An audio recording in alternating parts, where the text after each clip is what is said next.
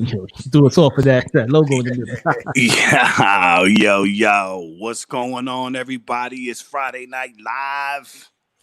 What's going on, world? Welcome to Hip Hop Citizen Friday Night Live. I'm Dialect 718. Yo, Don Juan D. Mac, and we made it another week. And I am Architect 7, man. How was y'all's week, man? Good week, man. Good week. Can't complain. Started off with Labor Day. Didn't do much. You know, everything is pretty much still shut down, but still good to have that day off, man. Yeah. Nah, man. I did the Labor Day thing, man. I caught up with with a homeboy that I haven't seen in about 10 years. He came out from Arizona by way of Chicago. And then I started a boot camp this week, man. I took my fat ass into a boot camp. Like I've been saying in the past few broadcasts, I've been putting the beer down and shit and trying to eat right. And I started hitting this boot camp, man. The first 2 days kicked my ass. I was sick, literally sick after the boot camp. But I went 4 days straight, man. So I'm here right now in front of y'all with a cup of coffee trying to survive the night. Congratulations there, man. I need to join you guys as well. I need to get in there. I'm starting to see some dimples in my belly. Some cellulite. Yeah, in all places I know you can get cellulite. I got cellulite on my toes. He said that say. Yeah, that shit comes when you start hitting 40, man. You know what I'm saying? When you're in your 30s and your 20s, man, it's like it's easy to lose weight, man. You be in shape. When you hit 40s, man, that shit just hits you like a ton of bricks, man. Shit, I realized, man, when I went in there, I go in there with because I had left knee surgery a couple years back. Mm-hmm. So of course I rocked a brace, and I'm like, damn, I'm here. I'm that guy. I'm thinking about getting a headband and shit just to make it official. What's going on, JoJo? Yeah, man. So yeah, let me jump right into I'm actually gonna start with album anniversaries this week. All right, let's get into the hip hop anniversaries. Yeah, man. So the first album we got celebrating anniversary is Cannabis released his debut single. What up, Andre? It was 1997, so that's 23 years ago. Wow. That was a dope album too, man. Yeah, man. This was like a much anticipated album because you know Cannabis was killing the freestyles on Hot 97 and so many different places on the Clue mixtapes. Everybody's looking forward to this album, and I just gotta say it didn't disappoint, man. Yeah, not at all. For sure. Yeah, my bangers on this was it's probably not politically correct now, but Get Retarded. Yeah, that was my joint. Buckingham Palace and N-word nometry.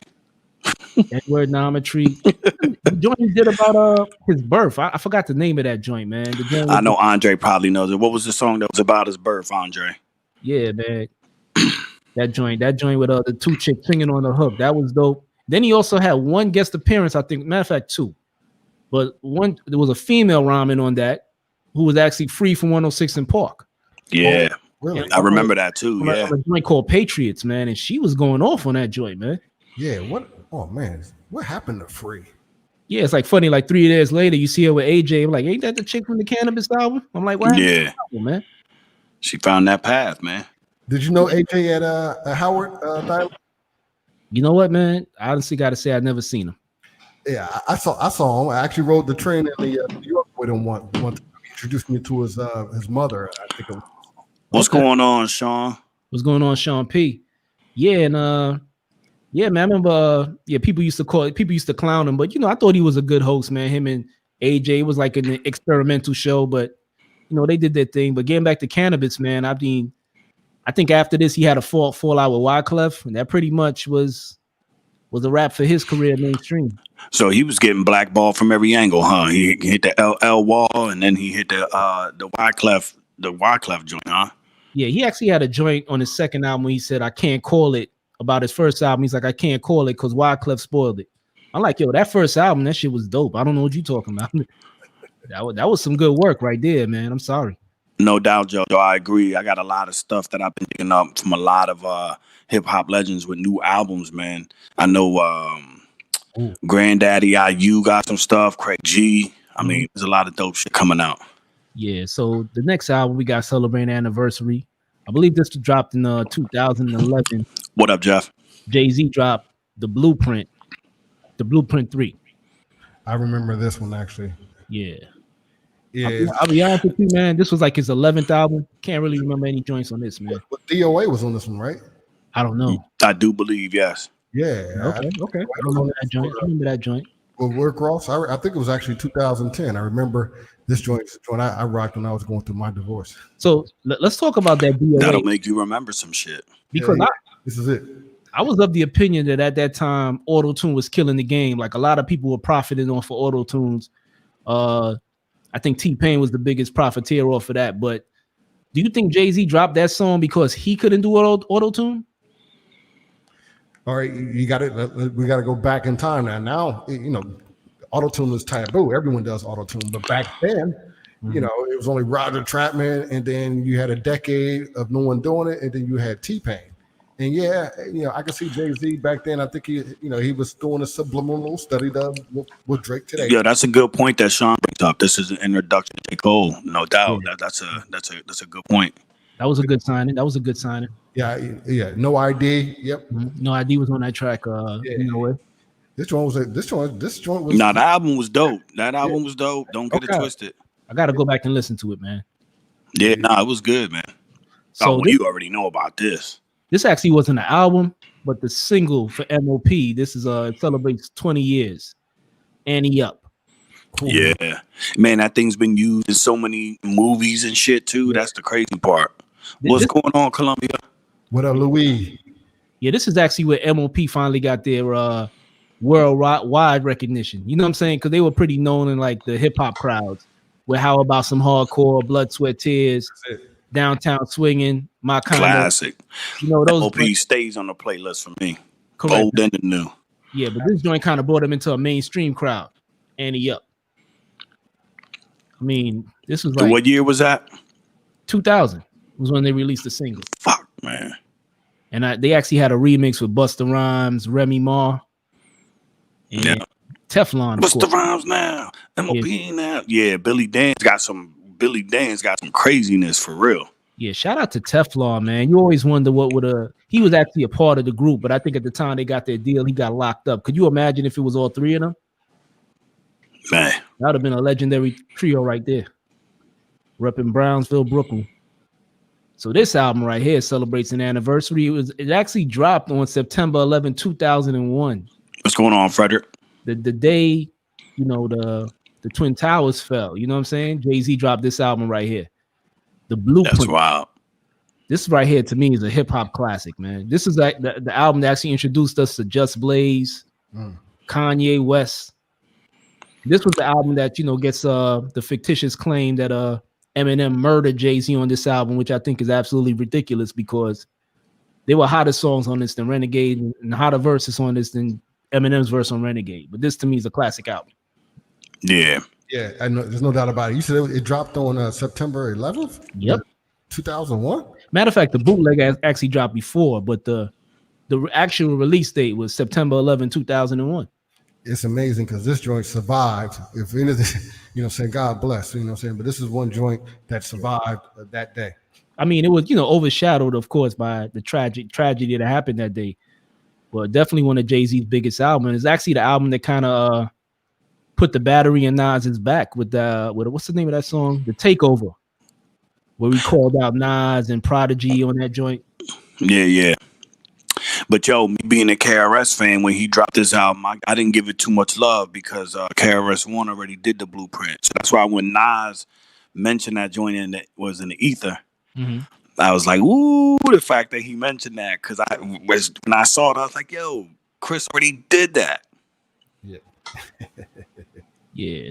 And next album celebrating anniversary. Crazy. Dope album. Believe this was also released on September 11, but this was in 2007. And I got a personal story about this, man. I was actually interning at Sirius Satellite Radio at the time. And my boss sent me out to Def Jam to pick up like a case of the albums. And the lady at Def Jam said, hey, man, here's one for yourself. And I was happy, man. But I was too scared to ask him for a job at the time, man. But definitely, man, this is a classic album right here, man.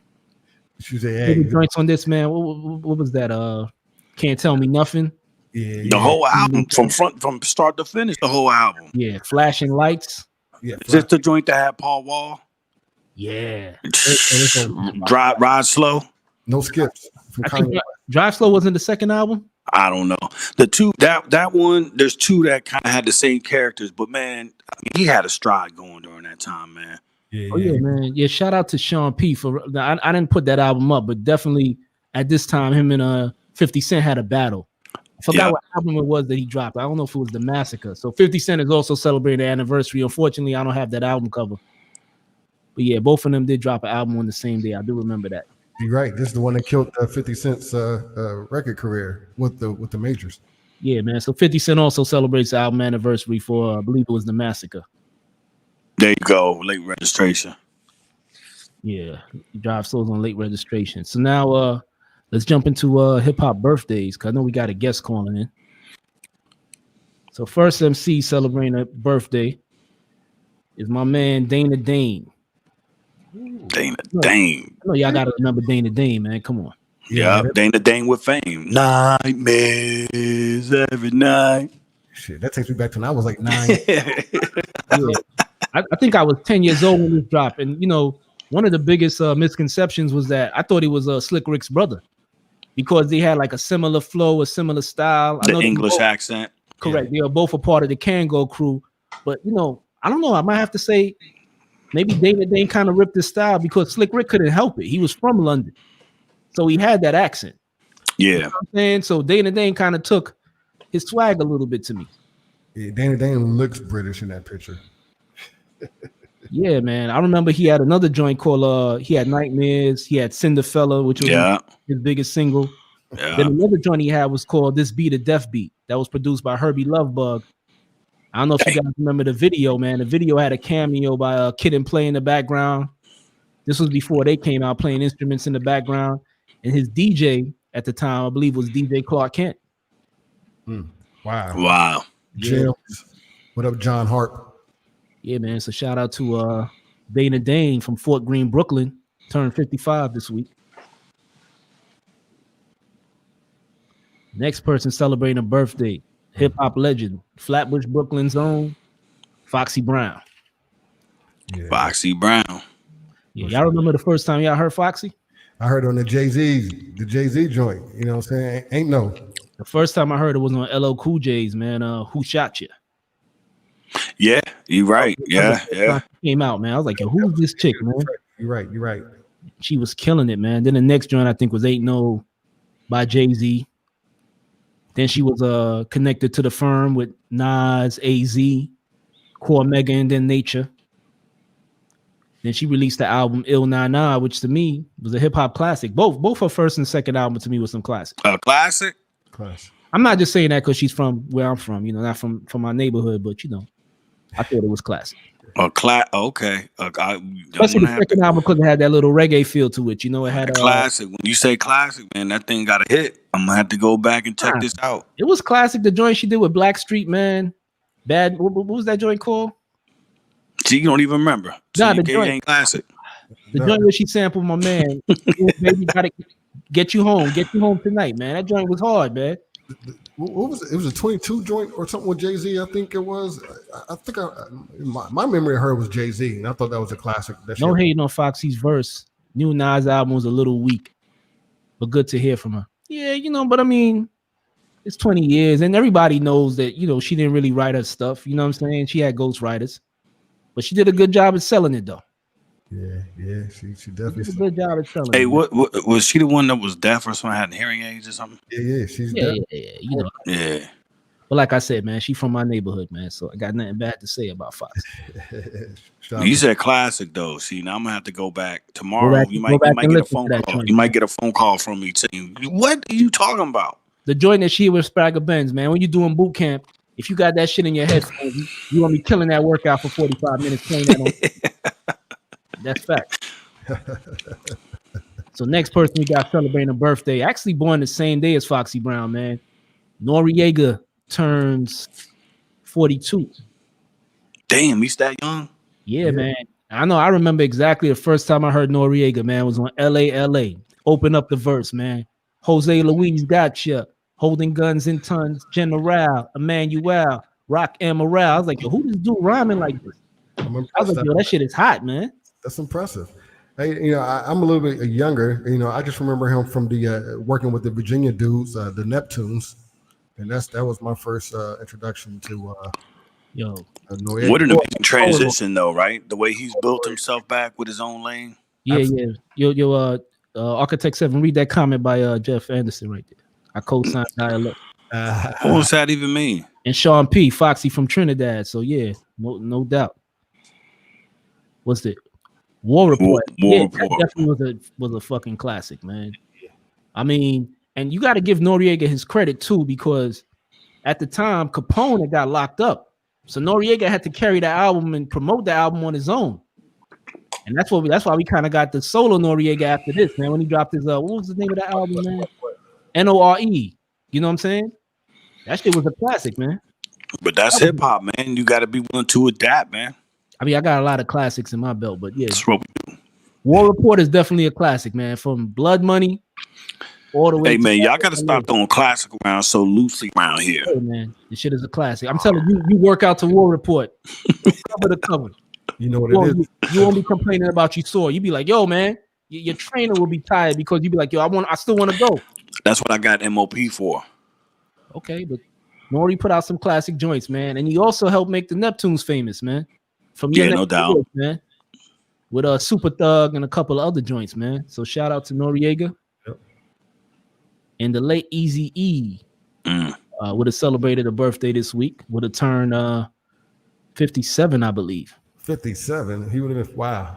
Yeah, man. TONY definitely, man. That's yeah, for sure. That was a classic. That's right. I just remember Capone opening up that joint with "I did it for the love of cash, Your Honor."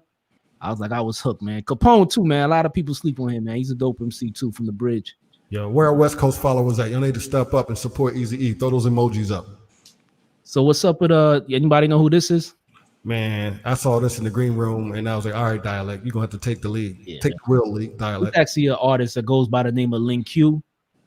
Prior to going by Lin Q, she went by the name of Isis. Oh yeah, Lin Q. What is it? Let it fall on him. Let it rain on him. Let it fall on him, man. Yeah. Yeah, we got a Gadget in the green room. Shout out to Gadget. Right with you. So yeah, she celebrates her birthday. I mean, Let It Fall on Him was hot, man. That joint. Yeah, at that point in time, there was no female doing what she was doing. Yeah, she came through with it, man. I'm not hip, but I'm gonna have to learn that one. Yeah, I'm gonna run through this pause. But yeah, we got Slug from Atmosphere celebrates a birthday. Crisis, Detroit producer, turned 39 this week. You know, he put out an album recently with El Zai of Slum Village called the group is Jericho Jackson. Now that's a classic. Jericho Jackson. Yeah, man. I like how they flipped that sample that Rex and Effect used. Yeah. Room Shaker for Self-Made. Yeah. Yo, that one kind of slept on. I think that was kind of slept on that game. And that album beginning to end. That album beginning to end all the way through. Most slept on. But El Zai's up there lyrically anyway, so I mean he can carry the song. I didn't recognize him about the glasses. So we got Slim Thug turns 40 this week. Yo, Slim Thug.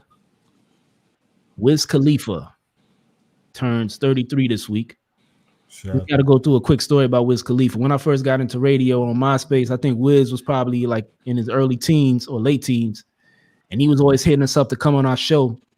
And we kept turning him down because he's like, "Oh man, it's a Pittsburgh cat, man." He's like, we probably do that trap music. And we want to do an interview with him because he was in New York at the time, man. That's one of them interviews I regret not taking. Yeah. Let's see where his career took off to, man. Shout out to Wiz. And this dude right here celebrates a birthday, man. Turned 55, MC Shan, man. Shan. Yeah, famous for putting out The Bridge that KRS-One mistook for a diss. Then he had to do South Bronx and The Bridge is Over, and Shan was over after that. But definitely had a good career for a couple of years. And his last claim to fame was producing Informer by Snow. I know that's Don Juan's favorite song right there. Don Juan actually knows what Snow is saying, man. He can actually decode it. Not really. Speechless. Yeah, the late Soulja Slim would have celebrated a birthday this week. From No Limit artist from out of Magnolia Projects in New Orleans. I think the last joint he was on, it was a posthumous joint that he did with Juvenile. I think it's Slow Motion. Mm. Yeah, that was the last joint I know that he recorded. And the legend celebrates a birthday this week, man. Turned 52. Big Daddy Kane. Big Daddy Kane. Shout out to Big Daddy Kane. I just was watching just the Slick Rick post where he showed that Teenage Love video. Yeah. Kane made that cameo. He looked like he was about like 16 years old. Yeah, but Slick Rick is about to shoot him for kissing on his girl in the subway. He's about to pull the gun out the Merce. Yeah. Shout out to Big Daddy Kane, one of our most successful videos on HipHopCitizen, man. Yeah, man. Just a quick fun fact about Big Daddy Kane, how he actually came to record music. He was actually going to Marley's house because he had some rhymes for Biz. And Biz wasn't there when he knocked on Marley's door, and he was like, "Hey, man, I wrote some rhymes for him." And Marley was like, "Man, you wrote rhymes for Biz?" He's like, "Yo, you want to come in here and record something?" The rest is history, man. Legendary. And of course, like, he also let Jay-Z open up for him back in the day, too. Right. He introduced the world to Jay-Z. Nah, that was Jazz-O that introduced the world to Jay-Z. Well, it was Kane who put him on tour. And Kane put him on the TV, right? The first TV interview was introduced through Kane. Okay, we gotta look that up. But, if you say Google challenge. Boom. The first female artist signed to Def Jam celebrates a birthday. Nikki D from out of Newark, New Jersey. Wow. That's crazy. I remember that too. Yeah, man. And, yeah, she was killing that shit too. Nikki D, holy shit. What was the joint she had, man? She had a joint called Letting Off Steam featuring Flavor Flav. That was dope. But her biggest hit to me was Daddy's Little Girl. That's the joint. Yeah. Where she sampled Susan Vega, Tom Diner. Mm-hmm. I hated that hook, but yeah, it was a hit. It was a smash. That shit was hard, man. That shit was classic. Hard. Yeah. The single was dope. The single was dope, man. But listen, man. First female artist on Def Jam, man. Yeah, that's heavy. Yeah, and then she left the game to get behind the scenes. She was vice president of Flavor Unit. And I think now she's a marketing manager for Fat Fashions, which is like, they run Fat Farm and Baby Fat and all that stuff. So that's what she's doing now. So she's the businesswoman now, but definitely did her thing as an MC on Def Jam. This cat right here, y'all might not know him, but Rasco celebrates a birthday. He's coming out back in the day in the West Coast artist from Richmond, Cali, came out with Planet Asia. Right. Knowledge from the West Coast celebrates a birthday. And Soul Brother number 2 celebrates a birthday. Grap Lover, the brother of Pete Rock. Yeah. He danced for Pete Rock and TL Smooth. Also, he was a part of the group I&I, who had the single back in the day, Faking Jacks. Yeah. And most recently, I think he moved to the DMV. He's working now with Kev Brown and the Low Budget Crew. Great. Yo, that's dope. The Low Budget Crew, man. Shout out to them. You know what I'm saying? Yeah, shout out to Grap, man. This guy right here, I mean, I might not know who he is, celebrates a birthday. Ludacris. I mean, hey, man, nothing more we can say about him. Everybody knows his story. That joint look airbrush like crazy. He definitely got that, what's that joint called, man? That spray, that little... Beijing.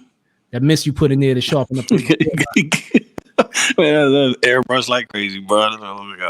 Like, it should be on the canvas. Yeah, last person to celebrate a birthday, man. We got Harlem's own Jay Mills, Young Money artist, celebrates a birthday, man. Turns 37. I didn't know Young Money other than Nicki had someone up top. Word, man. So we got our guest in the green room, about to bring him on. Yeah, you want to give an introduction? Yeah, man. So the next guest, man, and I know I get a lot of flack for bringing my DMV heads on.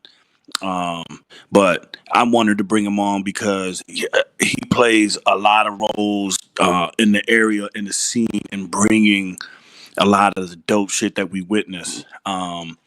As of late, I know he's done some stuff with DV Alias Christ.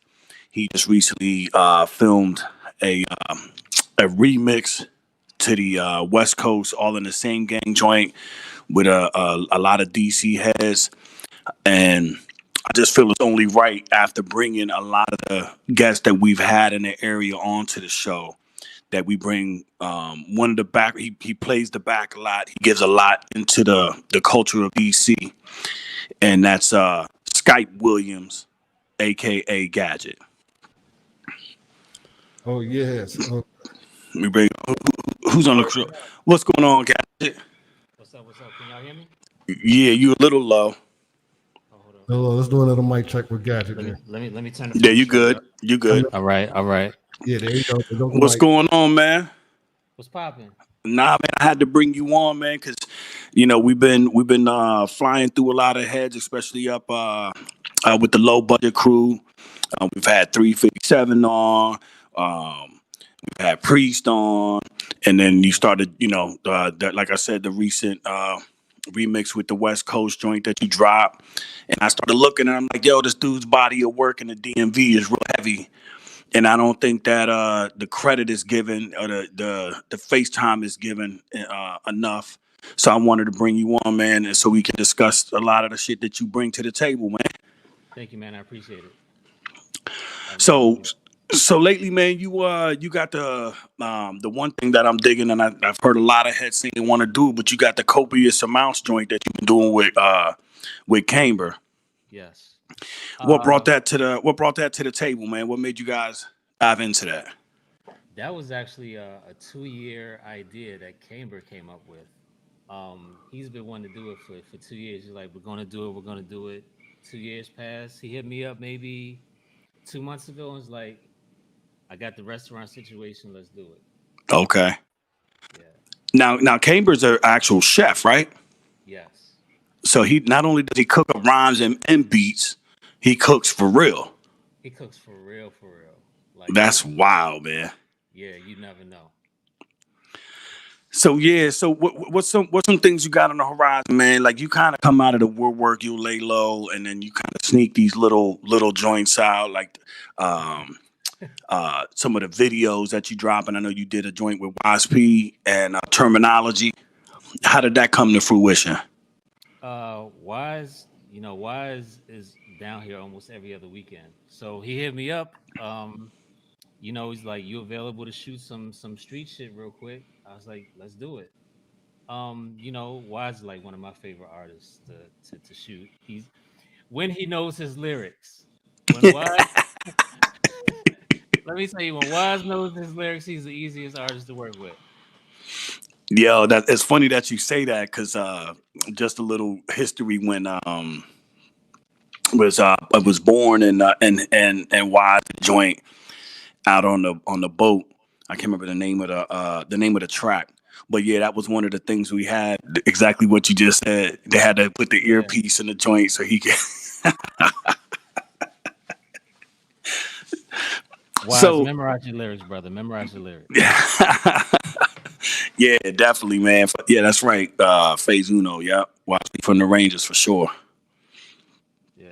So what's some upcoming stuff you got going on, man?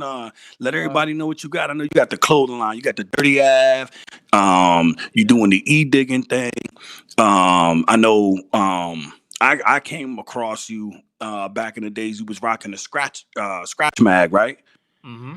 Still doing that. So you still rocking that. Let's see the Edigging. There's a couple other things. There's so much shit going on. Like that's why I'm bringing you on, man. Dirty Ass Clothing. What's that about? Where we going with that? So what I wanted to do with that, there was a lot of, I like hats, so I was spending a lot of money on like going to Lids and getting hats. So I was like, yo, it's gonna be cheaper if I do my own hats. Okay. So what I do, like I'll go to Instagram and look up, hashtags, snapbacks, and look at color designs and stuff like that. And I'll be like, oh, that's cool. Let me try that. And if it works, it works. You know what I mean? If I'll wear it, I think somebody else will wear it. So Right. that's actually where that came about. I Okay. just wanted to wear my own stuff. Yo, what's up, Scotland in the house? Ashley from Scotland checking in. Wow. Scotland, y'all worldwide. Trying, man. We trying to make this thing pop, man. We trying to make it pop. All right. So the Black Earth, honestly, that's probably one of my favorite albums to come out of the area as of recent. It seems like you had a back channel to film some of the creation of that. It looked like you guys was working out of Team Demo with Wise.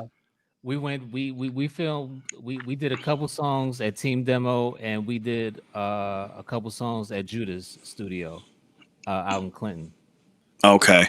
And what was that like, man, working in the background? Because between Howard B and the beats and Camber on the rhymes, what was it like witnessing the creation of that project? Because to say it, not that I throw it around loosely, that joint is a classic to me. I love that album. That album is so dope. That's one of my favorite out. Not just DMV albums. That's one of my favorite albums of 2020. I actually put those two together. Okay. Yeah. I was like, yo, Camber, you need to work with Knox. He got some beats. It took maybe a year, and these guys live like 10 minutes from each other. That's funny how that shit works. So it took them a year to get together, and they started working, sending beats through email, and I was like, yo, I think we got something here. I think I was like, let's do it. We Wise is easy to work with. I said, Wise, I need some studio time for these guys. Let's hit the studio, and we finished the album up at Judah's. Okay. Yeah, the little secret of mine. So I've always made beats, and I had finally gotten back into making beats. And the first few joints that I made, and this was before I even knew all the connections between all the different heads and what have you. But Howard B. Knox was posting beats, and I don't even know how I came across his page, to be honest with you. But I was like, just watching him create and the shit that he was doing, I would make a few tracks and I would sidebar him and be like, yo, I want you to hear this. Tell me what I need to work on. That's how much, his work to me, just because I'm a fan first. Anybody that knows me, right. I'm a fan first, whether it's MC, beats, whatever. Like I support the culture as a whole. And so, yeah, man, I would hit him on the DM and be like, yo, tell me what I need to do to this. What's lacking in the sound, this, that, and the third. And then, boom, this Black Earth comes up. And I'm like, finally, like, yo, this is nasty. When he was sending me beats to send to Camber, I was like, ooh, this is so nasty. Like, so they didn't even know each other? No. Wow. Because that shit seemed like that combination to me was like a what is it, a high tech and a Kweli type of connection. Like they known each other for years. Like when they hit the studio, that's how it was like. It was like they had known each other for years. That's amazing, man. That's amazing. That makes the album even that much better to know that. So what's on the horizon with the let's move into Scratch Mag. What do you got new going on with Scratch Mag? I know you had a lot of interviews, or you had the beat maker. What do you got coming out of that? So out of Scratch Mag, there's a separate group called Dirty Old Men. Okay. And we've been heavy. We just put out a EP yesterday called 6 Feet. And that's the EP with the DV Alias Christ song. That album came about from, well, let me explain Dirty Old Men first. Dirty Old Men, we all met online on Google Hangout. When I was doing Google Hangout on YouTube, like we're in all different parts of the country. It's like 14 of us. You got Mental, Gigahertz, Mr. Wallace, Black Mav, Hill Prop. I don't want to miss nobody, but I'm gonna stop naming people because I'll forget. But we all met we all met online, and we're all of age. So I don't know who came up with the name Dirty Old Men, but we ran with that, and that's our production crew. And like we've been doing a lot of work. I know Mental is getting ready to drop a video that I partially edited for him. We got more videos coming from our trip to Detroit last year. We actually went to Detroit and did an entire album with Detroit MCs. we all rented out an Airbnb and went record digging and made beats the whole weekend. And then had MCs come in and record. Yes. So when's that coming out? That came out already. That album is called East Grand. Okay. It came out in February. See, I'm gonna need all this, man, because I get on every once in a while. I get on the stream, I act stupid, then I just play underground dope shit all night, and Facebook kicks me off, and I come back like a cockroach on them, and I just keep rocking. So that's the type of shit I need in the portfolio. Yeah. To bring to the heads, man. Yeah, so we definitely trying to rock out this year. Yeah, man. I'm noticing. I'm seeing a lot of shit pop up, and that's why we have you here. What's going on, Juan? Yeah. What up? The Gadgets. Want to give a big shout out to Digital Hustle Films, man. Glad to meet you, brother. Yes, sir. Yeah. I think that's dope. There's some real gems there, Architect, that the fact that you had some connection and some responsibility, shall I add, for putting Black Earth together. That's pretty dope. I try to facilitate, relationships. Like, people still hit me up. I don't know if you guys know Praise, but he's an amazing producer from this area. He's been on Sky Zoo's album. He did a whole album with Torre. I put him on I did a behind the beats on Praise maybe 10 years ago. People still email me about him, talking about, yo, this dude is nuts. You know what, Gadget? You kind of impressed me a little bit, right? I mean, you come across as this kind of like in person like a shy guy, but when you look at your work, you're kind of a big guy out there. How long has digital films been around? I started filming, and this is a funny story. My first video was a Camber video. Many years ago, me and DJ Roddy Rod, we shot Camber's video for Shotgun. That was my first. We were shooting on tape back then. It wasn't even cards. It was interesting. Tape. Yeah. Very interesting there. Very interesting. Huh. But my YouTube channel, I believe, I started my YouTube channel in 2007, I think. Yeah. Oh, 2007. Wow. And what's been your most, is Camber the most successful video you've shot? I mean, I can't think of the number of, I see videos all the time, and at the end of every video it says Digital Hustle Films. I'm like, dude, is this like a major Hollywood studios? You're out of the DMV area over there. So I'm just trying to, I'm trying to set the stage here, because like you come across as very coy, and coming out of the DMV area, you kind of got a contrarian set to you. So I just wanted to make sure that I got that right there. So what's been your most successful video? Anything with Kev Brown making beats. There you go. Anything with Kev Brown making beats is guaranteed 10,000 plus views. Wow. There you go. Yeah. Wow. And Architect can tell you, and Dialects on the board, he can also tell you, we often get emails from, I can't tell you, our box is flooded with emails from people always asking us to shoot their videos. And I'm kind of like, well, we don't really do videos, but saying, I think this is awesome, because if you're out there looking, this is your guy right here. This is Gadget. Saying this guy does. That's exactly why he's here. This is a guy you want to get to know.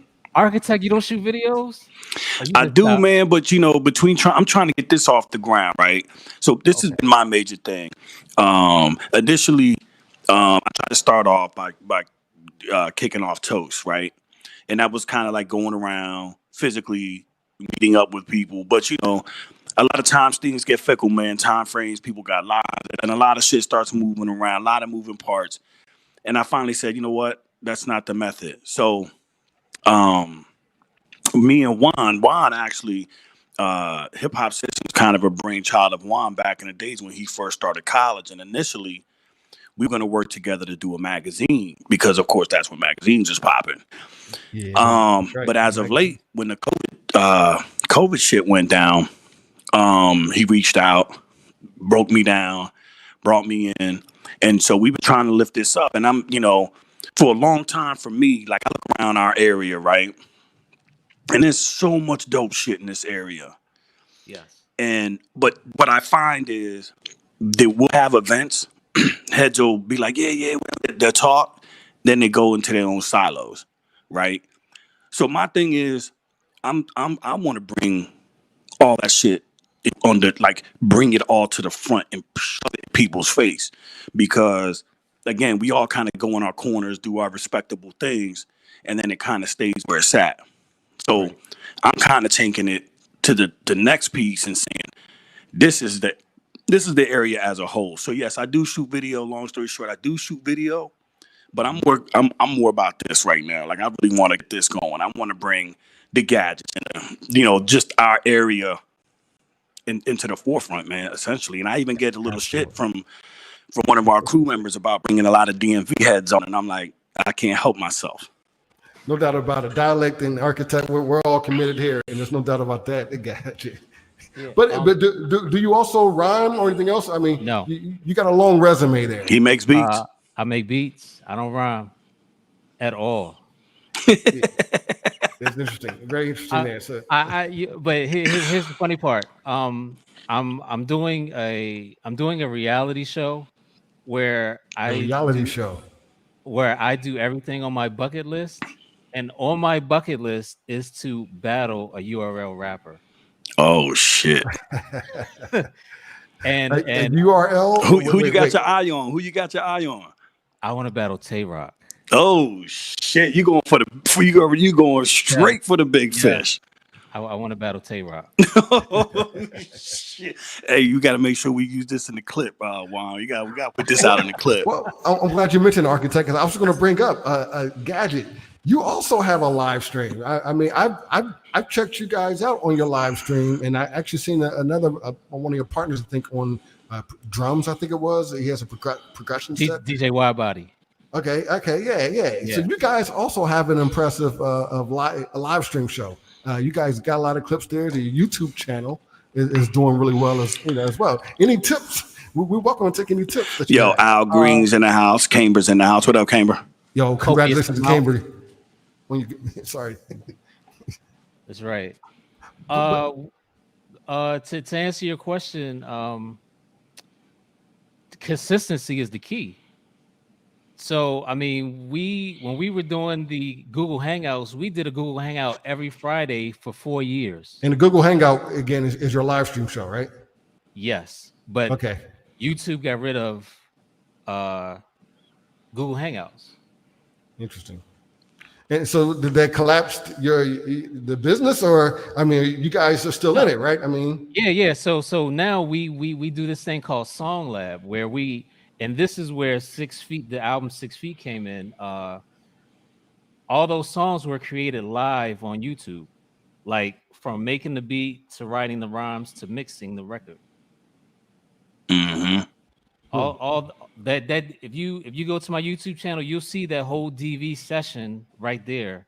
It's a 4-hour session. I mean, you can just fast forward and see him writing his rhymes, him reciting everything, him in the booth. Like, oh shit. Yeah. We wow. We trying to bridge technology during this COVID thing. Exactly. Yeah. Exactly. For sure.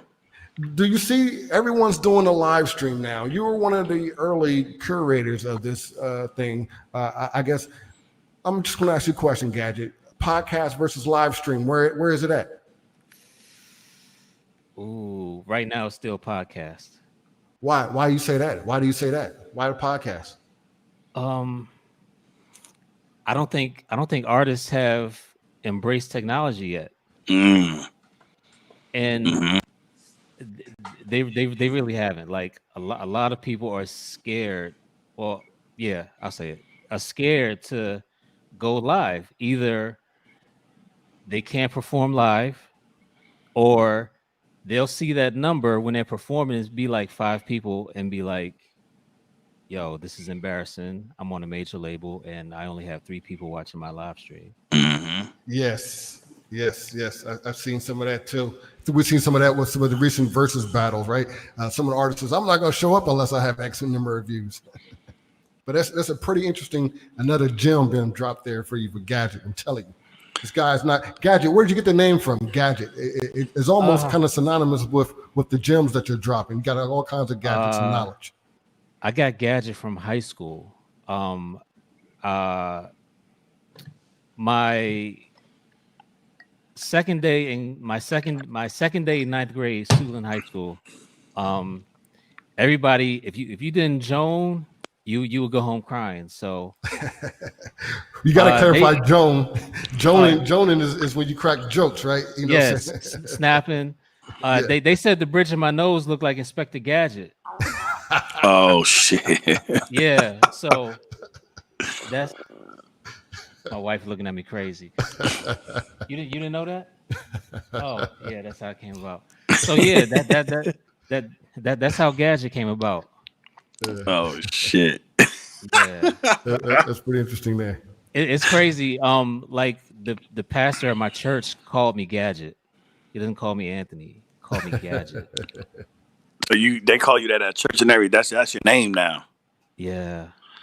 So I had to switch it up. Illa G calls me Skype Williams. So I changed it to Skype Williams. Yeah, I saw that the other day. I was like, oh, okay, we going there now.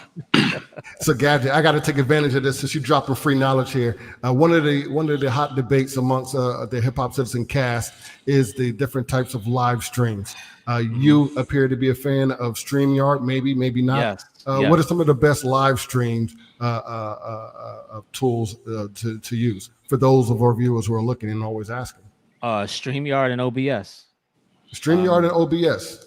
You can't go wrong with either one of those. Like OBS will give you much more. You can move around much more. You can add stuff. You can do, karate or porn in the background, whatever. It's nuts. The stuff you can do with OBS. It's like the stuff that you see on StreamYard, you can do all that and more with OBS. You just have to. I have an OBS tutorial on YouTube. Yeah, and that's why I brought that up, because I'm actually a fan of gadgets, believe it or not. You're not just a guest to us. I've actually learned something from you. So, and I think it's important for our fans to know that the potency of your presence on this show, and it's a great tutorials.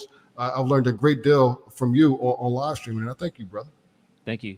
I think I try to learn something different every day.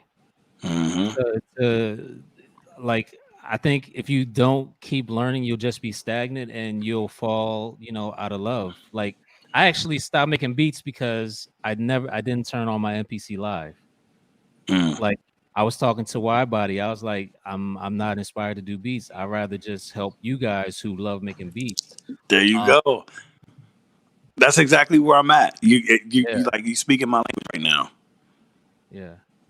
It for some odd reason at this point, like I've went through all the stages as far as like MCing, like my shit is dope, my shit, like that whole ego shit, that whole ego trip, the aggressiveness, all that shit is out the window now. Now I can love this shit a different way. You know what I'm saying? I get more happiness in seeing, bringing other heads to the table and putting other people out front. I don't know. That's just where I'm at with it. So I get it.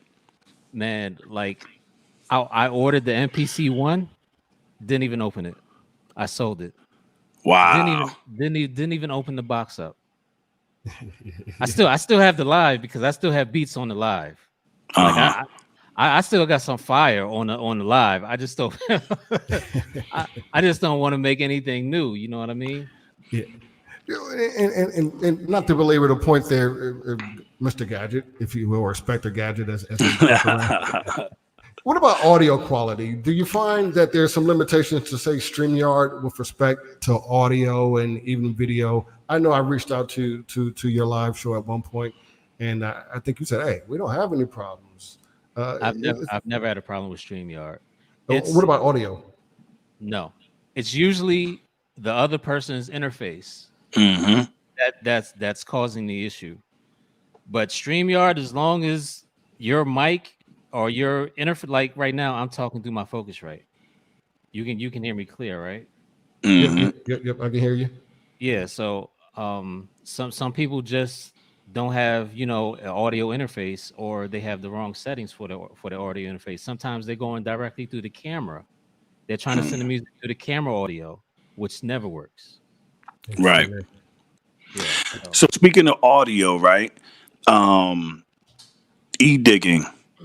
Yes. You just recently set that up. How long has that been up and operational? And for everybody that's out there watching, what is it? What are you providing? Edigging is a service that I provide. I actually dig for records, digitize the songs that I think are sampleable, if that's a word, and put them in a sample pack. Okay. So Edigging actually came from the Scratch Magazine Hangouts. I played a record, and one of the producers was like, "Yo, I'll give you $30 for a 30-second snippet." And I was like, if he would pay $30 for a snippet, I bet other people would pay for a sample. Mm-hmm. While the Google Hand was going on, I went to GoDaddy and bought edigging.com. Wow. Wow. It was available. Hey, I call that a player move, player. And how's it working out, man? How long has it been operational? Edigging has been in business for four years. Damn, it's been that long? Wow. Yeah. Okay. Yeah. Okay. You got quite a few ventures out there then. Yeah, man. I try. Wow. Right. And what's crazy is the money that I make from Edigging pays my car note. That's great, man. That's great. And, you know, So and that's the main thing I try to tell people, man. It's you know, when you first get into the game as an artist or whatever it is that you're doing from a creative perspective, of course, when you're young, it's always like, my name's in bright lights, you know, and then as you move down the road, you realize that's like a lottery. You know, like you're going to hit that if you get the lot. It's almost like hitting the lottery. You know what I mean? So as you progress and you age and you realize that you need to do other shit besides your creative works. Yeah. You start to realize like that those little streams of revenue that are coming from other aspects, like you said, the e-digging or whatever it is that you're doing. Yeah, you're not going to walk down the street and people scream, "You guys, they want your autograph." You know, but you know, you got a little bit of bread hitting their account. You know what I mean? And that's funny because that has happened. Like I lie to you not. I got on the elevator one day and the DHL guy, I asked him what floor he was going to, and he looked at me. He said, "Gadget," and this is before I would show my face on YouTube. And I was like, "Yo, how do you know who I am?" He's like, "Yo, you have a distinctive voice." I didn't think so, but yeah. I was like, yeah. He was like, "Yo, Scratch Magazine TV is amazing. I watch you guys every Friday. I love the behind the beats videos." Yeah. Oh yeah. Yeah. And you don't even realize it, right? Because it's a labor of love, right? Right. And then you walking around like it's just something that you do, and then you got people that are actually paying attention. Right. I'm just thinking it's just the 13 of us online, just by ourselves. Right. Yeah, I was shocked. I admit I was one of those guys. I was shocked because, like I said, I see a lot of the leading artists, and I see the videos, and then you see the digital hustle films, and then I finally see you guys. Wait, is that it's just one of them or two of those guys? It's a conglomerate.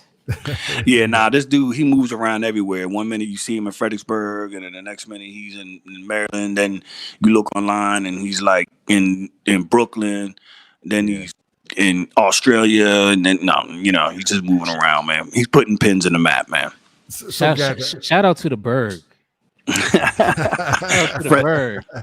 I call it Kentucky. Yeah, I forget the name of that ice cream place down the street from Twist House. Carl's. Yes. Yep. Carl's. Yeah. You like Carl's? I think Carl's is whack, but really, it's I guess it's a local tradition, you know what I'm saying. But I've seen the world. I traveled a little bit. Okay. But I got to ask you because I watch again. I'm a fan, Gadget. First of all, I've seen some of your videos. How did you pull? I recently saw Sticky Fingers. You did an interview with Sticky Fingers. How did you land that interview with Sticky Fingers? Fredro. I'm sorry, Fredro. Yeah. Fredro Star, right? I just hit him up on Instagram. Yeah, just that simple. Yeah, I said, well, I told him I didn't want to talk about 50 Cent or, I said I want to talk about you making beats. Like I said, I want to talk about this one specific beat. That's it. And that was the Onyx song. I'm drawing a blank. What song did he talk about? Last days. Thanks, Dialect. Yeah. Dialect. Yeah, thank you, Dialect. He actually produced that. Oh, wow. Yeah. And he told us how he produced it, what they were going through when they did that record. Yeah. That was an awesome interview, by the way. And I kept thinking, like, how do you do that? Yeah. One of your guys said Agala Ghost produced it. I can see that happening. Yeah. I can see that happening. So are you originally from the DC area? Like born? Where you originally from? I was born in Philadelphia. Okay. Shout out to Philly. Yes, I moved here in the '80s during the crack epidemic, and the mayor going crazy. Like DC was nuts in the '80s. So you came here. Wait a minute. You came here looking for crack? He's stupid. Don't answer that. I moved when I first moved here. I lived on Minnesota Avenue. This was 1982, and Minnesota Avenue was crazy back then. Yeah, well, Minnesota Avenue was crazy up until a few years ago. I mean, it's still a little nuts right now, but right. Yeah. But back then, shout out to DC. Yeah. South side. Yeah. So what's the new projects, man? What's the new projects on the horizon? Are you producing it? Are you doing a lot of producing, or are you doing mostly video work at this point? A lot of video work. I'm actually, like, before I got on with you guys, I was editing another DV Alias Christ video. I have a video from the Dirty Old Men album that I have started editing. Man, if you edit video, you already know what a process is to edit video. I was just going to ask you how do you find the time to put? How much time do you put into editing? Let's let everyone know. I mean, you're a marvelous editor, so let's walk us through that.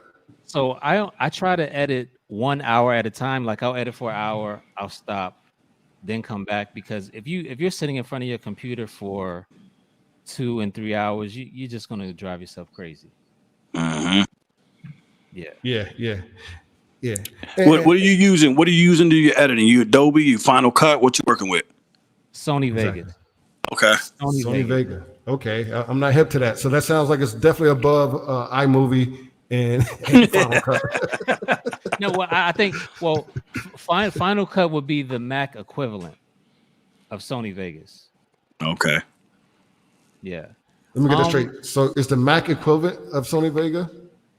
Sony Vegas. Vegas. Okay. Yeah. So I'm a Windows guy. So I don't do Macs at all. What you got against Macs? Nothing. I'm done. I'm D-Mac. You talking to a Mac? I'm just so used to Windows, man. Me and Roddy got me on Sony Vegas, and I've been using that. I was editing video, like I did videos for GDEP with a cracked version of Sony Vegas. I mean, that's how bad I wanted to do videos. The blue screen errors.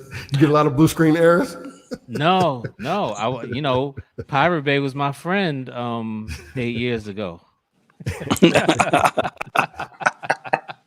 Is Pirate Bay still available? I haven't even went to that site anymore.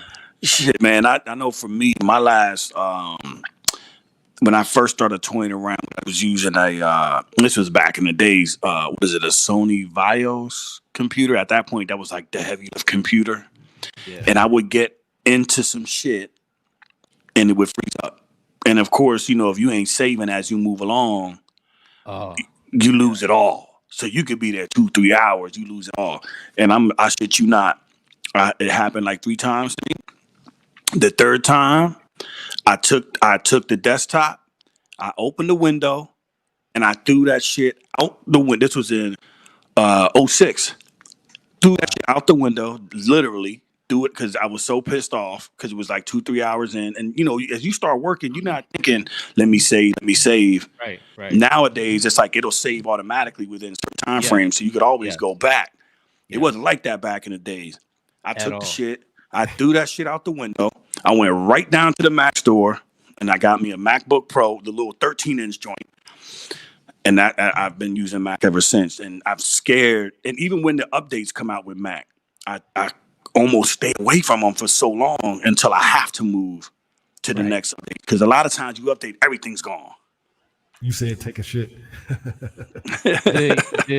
The problem that I've encountered now is a lot of computers can't do 4K. Like 4K takes up so much. Like I just shot DV's video in 4K, and oh my god, you had like amazingly in Sony Vegas you can create a proxy where it'll import. You can make a lower res video of the video that you import. Right. And like say you'll just edit a HD version, so it's not taxing your computer as much. Right. So you can kind of go back and forth across the timeline without it. Yeah. Without stuttering. Gadget, and I mean this in the most endearing way. Are you a geek? Yes. I'm a nerd. I'm a nerd. Yeah. Hey yo, guys. So we got a question from one of our audience members. He's from Atlanta, John Hart. He says, "Do you treat, shoot, and edit, or just edit?" Interesting. I shoot and edit. I would say 80% of my shoots is guerrilla filming. Like we just go out to the street and do it. Right. Because most of the artists, they don't want to do scripted. Like now I'm starting to get into scripted scenes and acting, but a lot of people, they just want to rap. Right. The what is it? The performance. Yeah. Right. I'm like, okay, we can do that. We can do 2 hours out in the streets. I'm cool with that. Is that a waste of film? You got a what, a gigabyte, terabytes, or a zillion No, byte? my camera holds 2 SD cards, so I can at least do 3 to 4 hours. Wow. Okay. Yeah, with 4K with 2 battery backups. Shooting 4K. Yeah. Damn, that's a lot of capacity there, bro. Yeah. Yeah, you remember when 500 gigs used to be a lot? Oh my god. Bro, you eat 500 gigs up in one shoot, huh? No, you remember at the beginning of the show, I came from tape. Yeah. I came from tape. So any SD card is a step up. Yeah, I feel you. Yeah. What was it? What's the tape? The DVs? DVs, yeah. Yeah. DV. Yeah. Actually, that's how I got into a lot of video shoots, because I was filming shooting video for my kids' football. Then it just turned into some other shit. Yes, it's always been like that with me. Like when someone tells me no, I always try to find a way to, like, I'm always getting told no. Yes, Speak on it. So let me tell you how Scratch Magazine TV came about. I was cleaning out my garage and I came across some old magazines and I was like, oh, Wax Poetics, Scratch Magazine. I was like, yo, they need to bring this back. So I tweeted Elliot Wilson, who was the last editor-in-chief of Scratch Magazine. I said, yo, you need to bring Scratch Magazine back. I didn't get an answer. So I said, fuck it. I'm just going to take the name. I'm going to use the logo. Like I actually, the Scratch Magazine logo is one that I scanned from actual Scratch Magazine. No shit. Excuse me. And like him not answering me just was a no to me. So that was just telling me, yo, just go ahead and do it. And so as it developed, did you get any? Did he respond then? No. So nobody's responded ever since then. No one has responded. As Scratch Magazine is now if you look up Scratch Magazine, it is a sewing magazine, like knitting. Yeah. Wow. Yeah. That's ill shit. What? That's crazy. So I don't think I would come across any copyright issues because it's not even the same format anymore. Right. So another question. This is John Hart. He says, with no treatment to review, do you find it challenging to deliver a product to the artist to the artist likes? Artists can be picky. No, as long as the footage is great, they don't care about the treatment. As They long say as just want to look good.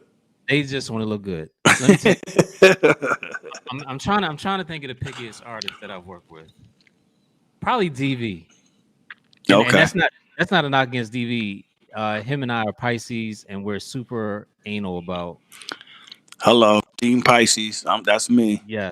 I'm saying I agree with you. We like it a certain way. We like it a certain way, and I know how he thinks, so I shoot what I know he'll like. Like the last shoot that we did a couple months ago, we shot in the studio. It's just one studio shot. It's him and Granddaddy IU. Okay.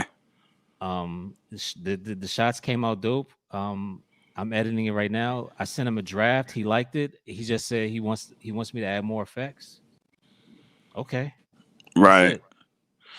So being, you just mentioned Pisces, and as of now, like with us developing what we're developing here at HipHopCitizen, I get I won't say pushback, but that whole thing that you said about not being you don't like being told no, or that something's not going to work. I'm the same way. I'm built the same way. Like I'm gonna step through that shit. I'm gonna find something. Right. I'm gonna work around. However it is, I'm gonna get it done. Do you seem to get at times pushback from your comrades? Like you are dead. Let's say you dead set on a direction, right? And you hit those roadblocks, and then you got people around you like, why don't you just do it this way? Just forget about it. Don't worry about it. Does that drive you more? Do you get that a lot? So I get two things. I'll either won't get an answer, or they're not ready.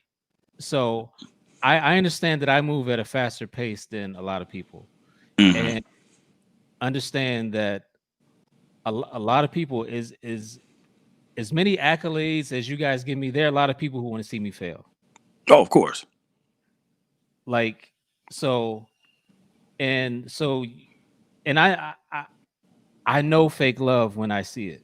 So, and when you can discern fake love from real admiration and love, you avoid those people.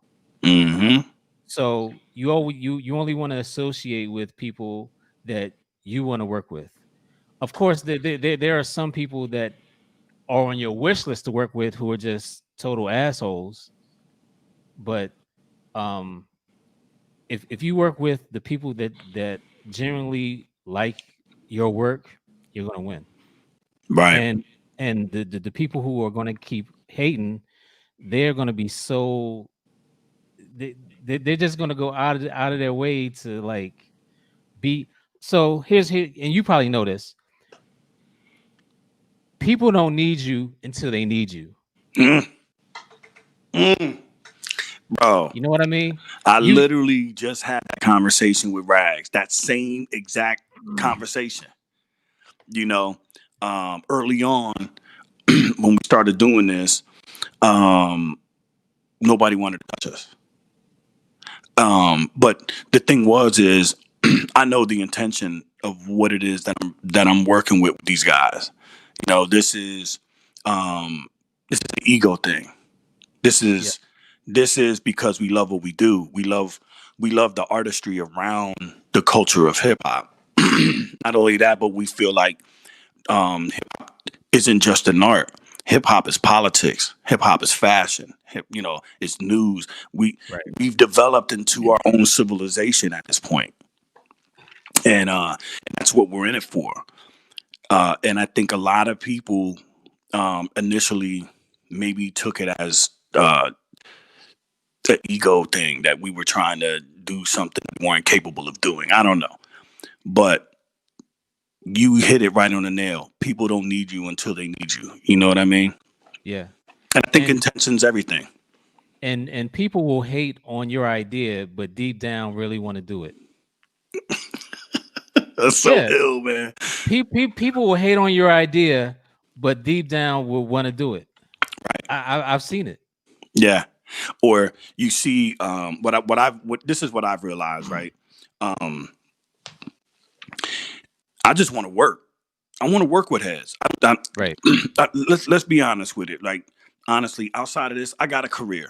I'm making money. Like, I'm okay. I'm good. Like, I don't want for anything. Should this pan out and turn to be a viable thing that develops into something that's viable and can create something, that's great.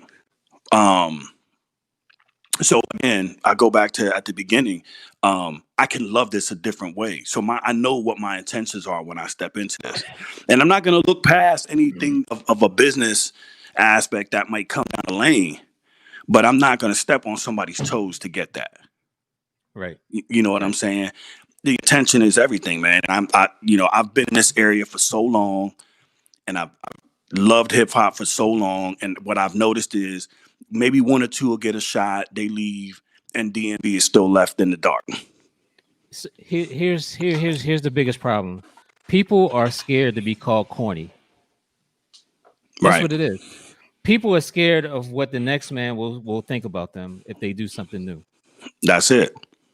I've been called corny my whole life. I don't care. Like I'm a nerd. I'm wearing Marvel shirts and right. Like, dog, I'm 50. Like, I don't care what the next man thinks about the moves that I'm making. That's it. You know what I mean? So I think people still caught up with people thinking that they're corny for doing a virtual stream and they only have like 20 people, or I guarantee you that's the main why people don't want to do virtual concerts. But the ill thing is, what we're coming to find out, it's not about the live aspect. Once it's recorded, it's down, it's etched, it's put away. It's and forever. People go, we find more views after. Look, man, how many times have people went to James Brown or Michael Jackson videos on YouTube? Exactly. Like, this is history. Yeah.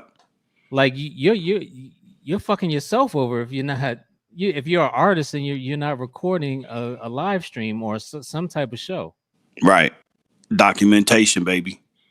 That's all I've been want to do from day one, was document everything in this area, hip hop wise, whether it be photography or videography.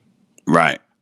Totally get it, man. I totally get it. And for me, I chose to kind of get on board with this because, again, time. I got to commute, bro. I'm driving from 60 miles out to get into DC to work. Then I got to drive back. You feel me?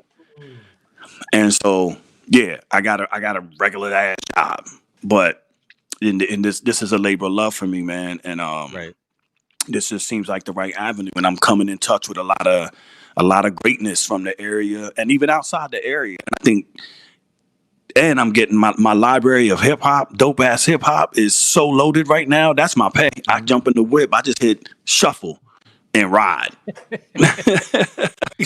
So, Don Juan said, how do you make money live streaming?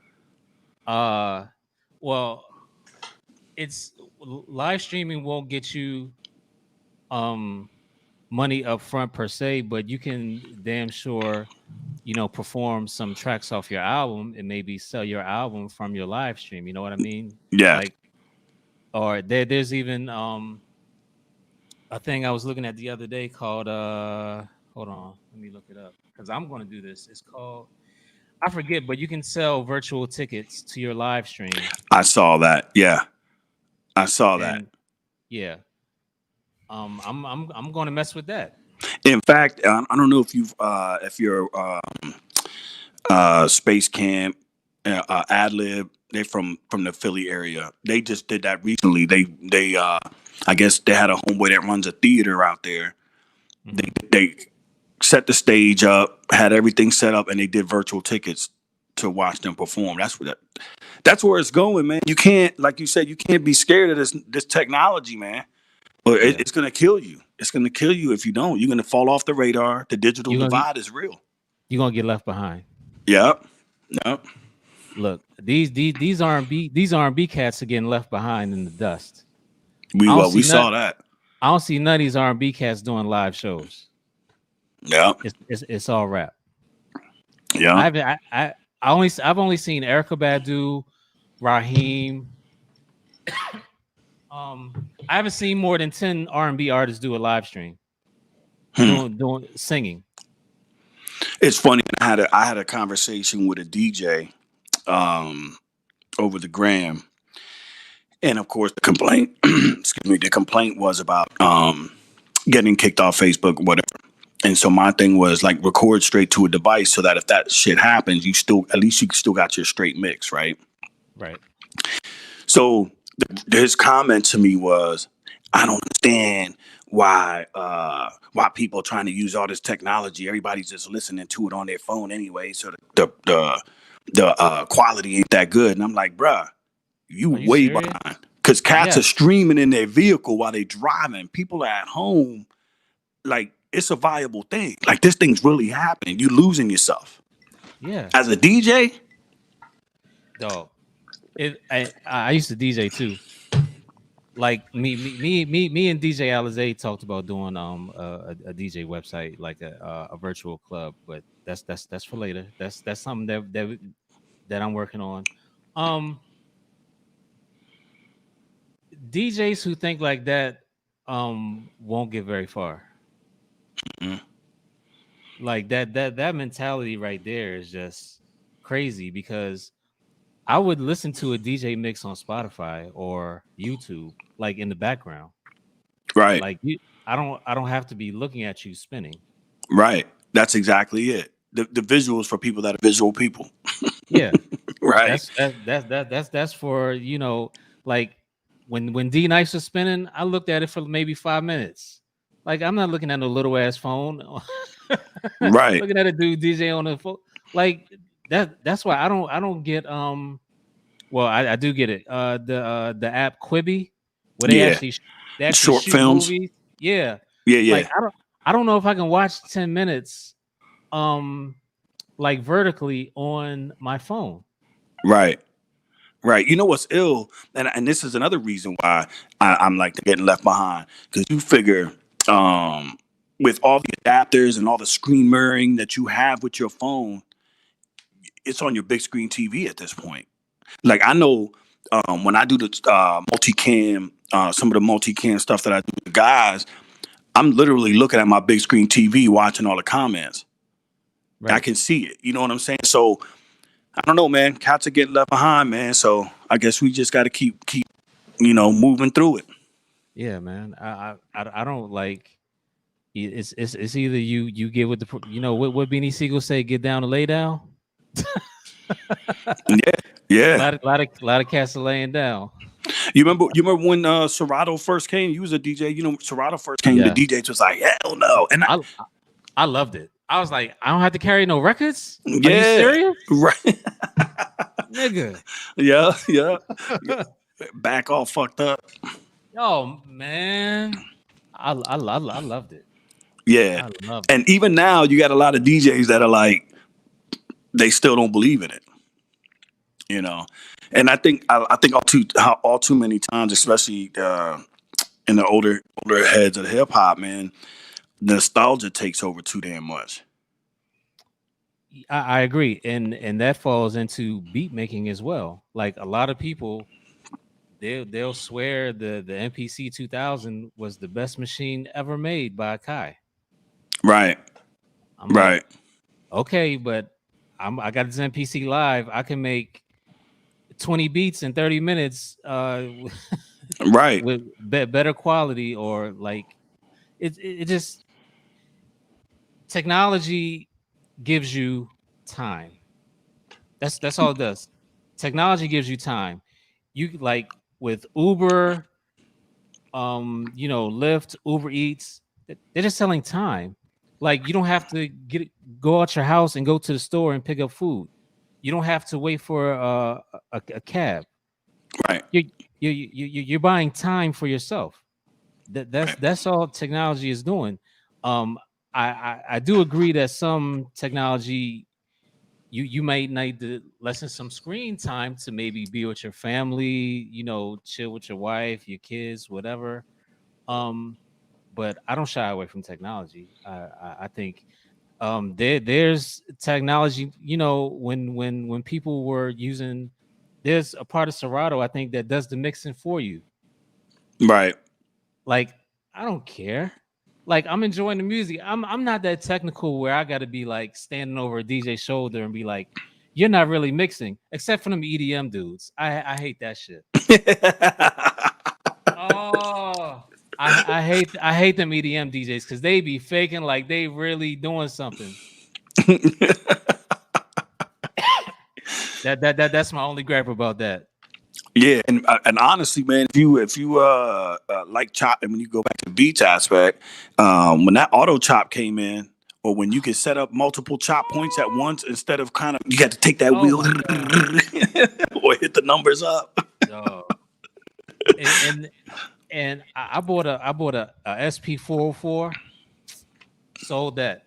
I can't do nothing if I can't look at the waveform. Right. That's ill. I was just having that conversation with Twist. I was over at Twist crib today, and he said the same thing. We was talking about just equipment, because that's the first time I saw the MPC with the flip up screen. What joint is that? Yeah, the X. I was like, yo, that shit is huge. I didn't realize how big that was. And he was like, yeah, I bought the 404. He said exactly what you said. He said, I opened it, played with it once, and sent that shit back.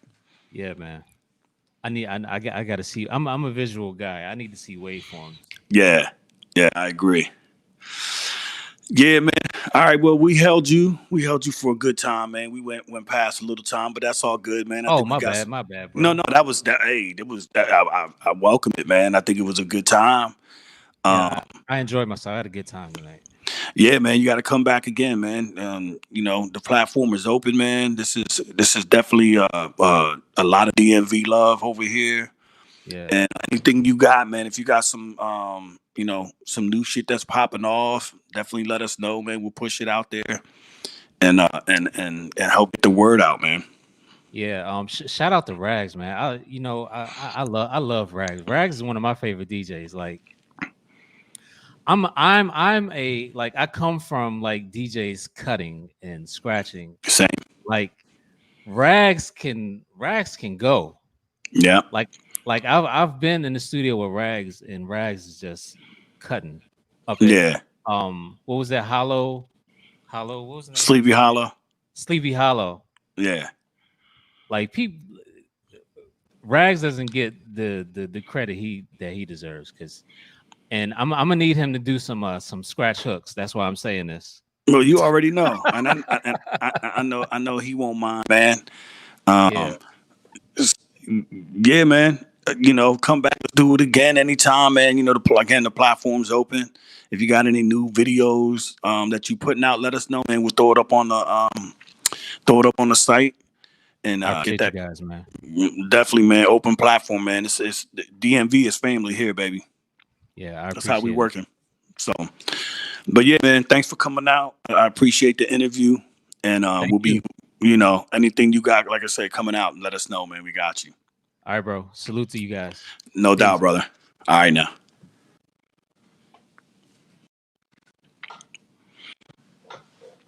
Yeah, that was a dope interview, Architect Seth. Hey, man, two nerds get together, start talking that shit. Word, man. Shout out to Skype Williams, a.k.a. Gadget. Yeah. Yeah, man. I felt like it was necessary to bring him in, man. I just about everything that you see going on in DMV, you see his name somewhere, somehow associated with it. And with us having all the guests that we've had, I was like, man, there's no other way but to bring him on. Absolutely. You got to see the man behind the scenes sometimes. You see these videos and these creative arts, and you just saw the face of one of the brilliant minds behind some of these talents that you're seeing. Yeah, and that's actually how I got put on to Kamba too, because I remember that shotgun video. I didn't even know that was Kamba's first video. I think I actually bought that on iTunes, as a matter of fact. It was so dope. Yeah, you know, hey, so, you know, and I normally do this when I'm streaming hip hop, but hey, man, stop fucking playing with me, man. DMV, man, we got it's powerful out here, man. People gonna stop sleeping, man. Yeah, that's it. Definitely, man. Word, man. So let's jump into some hip hop news. With I apologize for extending over our time, but I had to keep that one going, man. Listen, man, when the good conversation's going, keep it going. But this next story kind of falls on the anniversaries and birthdays. So celebrating an anniversary / birthday is the Fresh Prince of Bel-Air, man, turned 30 years old. Oh, the show. Okay. Yeah, the show, correct. Yeah. The Fresh Prince of Bel-Air, that's the show, because Fresh Prince wasn't from Bel-Air. He was from Philly. But I thought you meant Will Smith. So he's about 30.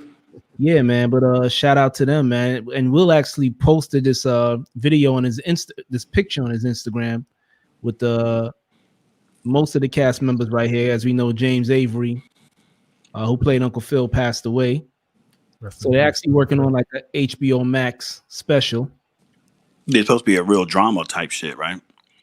Yeah, they're gonna make a remake of Fresh Prince as a drama, but they're actually working on like an anniversary special for HBO Max. Okay. You know, but that drama, someone did a pilot of the drama, which is really dope. Some kid. It sounds like they must have bought it out because there's a kid online who created like the Fresh Prince of Bel-Air, and he made it a drama. It was like a YouTube drama, and Will Smith actually gave him a shout out. So I wouldn't be surprised if this is just something they may have gave this kid a contract. Yeah, man. But you know, I don't know if like hell froze over or pigs started flying, but the next image, Will Smith actually looks like he made up with the original Aunt Viv. Yeah, so what was the beef? You know what it was? I was watching something on TV One where she explained the beef. I think, you know, at the time, Will wasn't big. You know, he was rappers turn actors was kind of like a new thing. So she was like this trained actress, trained dancer. So her and Will would always bump heads. She was the real deal. Yeah, and I think she made a comment that Will told her to dance for him or something like that, and she took offense to it. So, you know, because Will is the star and those two are bumping heads, you know, ego. They gotta let somebody go. It's not called Aunt Viv or Bel-Air. You know what I'm saying? It's called Fresh Prince of Bel-Air. So she had to leave. But you know, like I said, hey man, you know, Will has evolved over the years. He took this acting career and ran with it. And look at him now, man. I mean, dealing with entanglements and shit. Dealing with entanglements, you know, and bouncing back from it. And, you know, actually mending, you know, relationships, man. So this is good to see both of them here smiling, you know, with the nasty back and forth that they had. So, you know, this should be a good reunion. Don't say Will Smith. That's what time does, right? Time should bring maturity, right? Yeah, and time, they say, heals old wounds. But I don't know. Do you guys know who was originally supposed to play Fresh Prince, who was first approached? Somebody earlier said that. Somebody who had a birthday this week, man. Shan, huh? MC Shan was supposed to be the Fresh Prince. Wow. I ain't even heard of that. Yeah, damn, Will done took food out the man's mouth. Nah, I think Benny Medina. No, actually, Shan turned it down, he said. Yeah, I know he's mad now. Another bad mistake he made. You know, first the whole thing, responding to KRS, then working with Snow. They make a lot of bad choices, huh? not wanted to rhyme on the symphony because he was like, he ain't rapping with none of these new jacks who turn out to be legends. And then turning down Fresh Prince of Bel-Air, man. So he could have been an Independence Day. What do you know? Nah, Shan is just too New York. I can't picture Shan in Independence Day. He's just too New York for that. He could have been I Am Legend. He missed out. You missed out on some entanglements and the whole nine.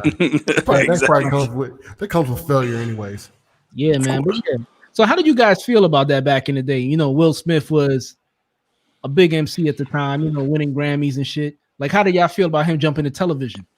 Look, remember, he wasn't a respected MC, right? They kind of thought he was a joke, you know. Nah, he was respected. He was respected. Wait, the parents don't understand. Wait a minute. You mean to tell me when Rakim, you know what I'm saying, Father and Lady was out, you mean to tell me the parents understand was the hardest record out? He had Brand New Funk. He had Summertime. Will Smith was a lyricist. Well, Summertime came later. I mean, yeah, to you, a guy who just watched videos, but Will Smith had bars, man. And Jazzy Jeff was a dope DJ and producer. So I do know that in some circles he was considered a little corny with the parents doesn't understand. But if you know that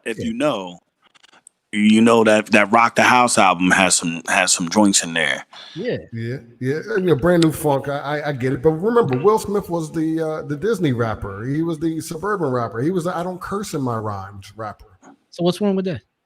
Well, I'm just trying to say that he wasn't really respected in that generation of hip hop initially, and there was a lot of hate against Will. Right? He won the first rap Grammy. I don't remember any hate against Will. I don't know. I know he did boycott the Grammys too. I know he was down. He was one of those cats that did that. Mm-hmm. Well, yeah. So Will was down, like I said, man. And I think when he jumped on his show, a lot of people didn't think it would survive, but he did a great job at acting. When you think about it, he was technically a comedian because a lot of the songs he did were parodies. I just think it fit him perfect. I think it was an easy transition for Girls the show. Too Early, Nothing But Trouble. I mean, the intro to Fresh Prince of Bel-Air pretty much sounded like all his other songs. Well, tell me why he's not in your top 5 then. Because of Welcome to Miami. You don't have to be in my top 5. You know what I'm saying? For me to say he still did his thing. He did his thing, man. He's not in my top 5 because of Welcome to Miami. I was going to make the argument that I would put him in my top 5. Or Getting Jiggy with It. I was going to make the argument that I would include Will Smith in your top 5 rappers. No. Yeah, John Hart brought up a good point, man. Remember, Will Smith was like still in high school, man. He was still a kid back then. You know what I'm saying? Yo, didn't he made millions off the record sales and then flunked out on that. And then he blew back up when he did Fresh Prince of Bel-Air, right? Yeah, he burnt through 800,000 what he said. He made 800,000 on his first Grammy album. He blew through the money. And that's how he got into, long story short, got into Fresh Prince of Bel-Air. Yeah. Sorry, Bill. No, go ahead. And I was going to say, funny thing about that, his first marriage actually ended because they said his first wife wanted him to go back to the music because she didn't think the acting thing was going to work out. See how that works? You see how that worked out, you know what I mean? Just like Gadget was saying. Listen, a guy's a good actor when he makes you cry in a movie, man. You cried? Which movie you cried? Which one you crying at? Pursuit of Happiness, man. Yo, that was a good movie. Hey, listen, man. I got a little misty-eyed, man. I don't remember my tears. I think I cried at Aladdin, but Aladdin? Oh, that's soft. That's soft. I got girls, man. Who the hell cried cartoons, man? Well, Rag say, man, Fresh Prince always gave love to Jazzy Jeff. Of course, man. Gave him a job on the show, man. Uncle Phil had to throw him out the house like 200 times. I'm glad he mentioned it because in that photo that you put up, Jazzy Jeff was on there almost like he was a main character. Technically, I mean, he was in there a lot. He was in there a lot, man. Yeah. I mean, with the one scene. But he was in there. I mean, the one. He was like bro man from the 5th floor.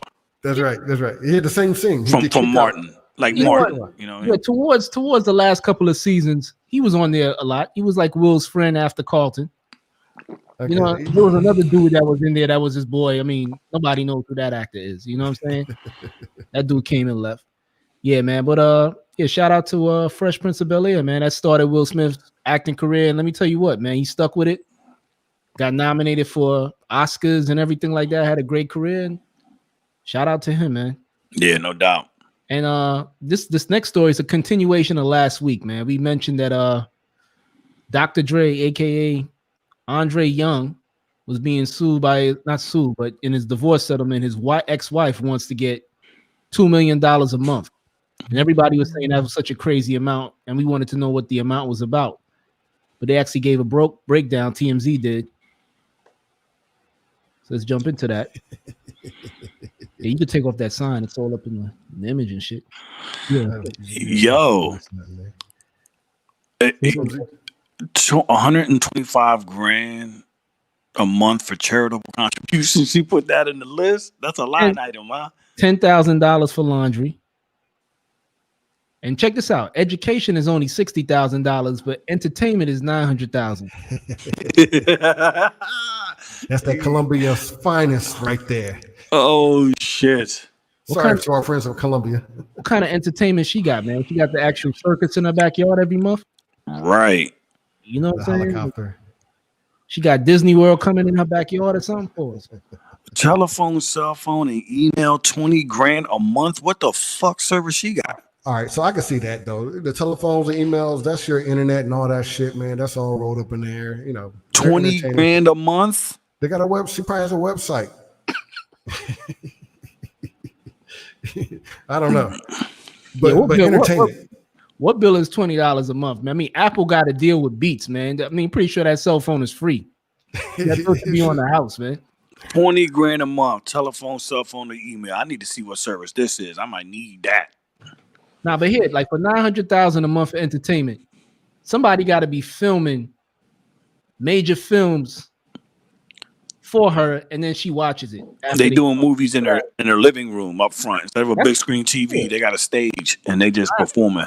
$900,000 is a movie budget. Yeah, well, it makes me wonder. It makes me wonder if that's what she needs. If that's what she needs, what does Dre spend? Yeah, I mean, in theory, Dre's spending just as much, right? Dre probably ain't spending half of that. He's probably sitting in his damn studio doing whatever while she's being entertained for $900,000 a month. It sounds like she just sat down with her lawyers, and the lawyers are like, "Okay, so how much do you pay a week for laundry?" She was like, $10,000. I don't do anything. $900,000, and he's like, "Okay," you know, it's like, yeah, nah, that shit is off the hinges. Yeah, that's too much, man. And you're right, that cell phone bill is ridiculous, man. Come on, man. What are you really doing? Even with a website, you need $20,000 a month. Well, everybody needs a cell phone. You know, saying you gotta get the maid one, you gotta get the kids one, the nanny needs one. Everybody needs a cell phone. That's a cell phone bill for an entire third world country. A fucking corporation. Hey, man, everyone is using up those minutes. Data plans. That's just terrible. What we got next? Sure. We got let me do this one real quick. Prayers out to Dr. Dre and his divorce. What does it say? They're gonna settle. Yeah, hopes and prayers for Dr. Dre. Hey, listen, man, if you aim high, you know what I'm saying, even if they bring it down and she gets $1 million a month, she still wins. Yeah, shoot for the moon. Even if you miss, you'll be among the stars. Shit, she's buying space. I didn't know Juan could get poetic like that, man. That's Donnie Simpson, man. I can't take credit for that. Should have took credit for it, man. Next story, we got Mary J. Blige was on I believe it's one of those late night shows, man. You know, it's like tons of hosts, but she was saying how Little Kim is actually a trailblazer, and she paved the way for artists like Nicki Minaj, Cardi B, and Meg Thee Stallion. Do you guys agree with that? Little Kim? In her own right, I'll say, when you're talking about the overall sexuality and all that stuff, I can agree to that. Yeah, especially when you say style. You know what I'm saying? Like a lot of these artists today, female, don't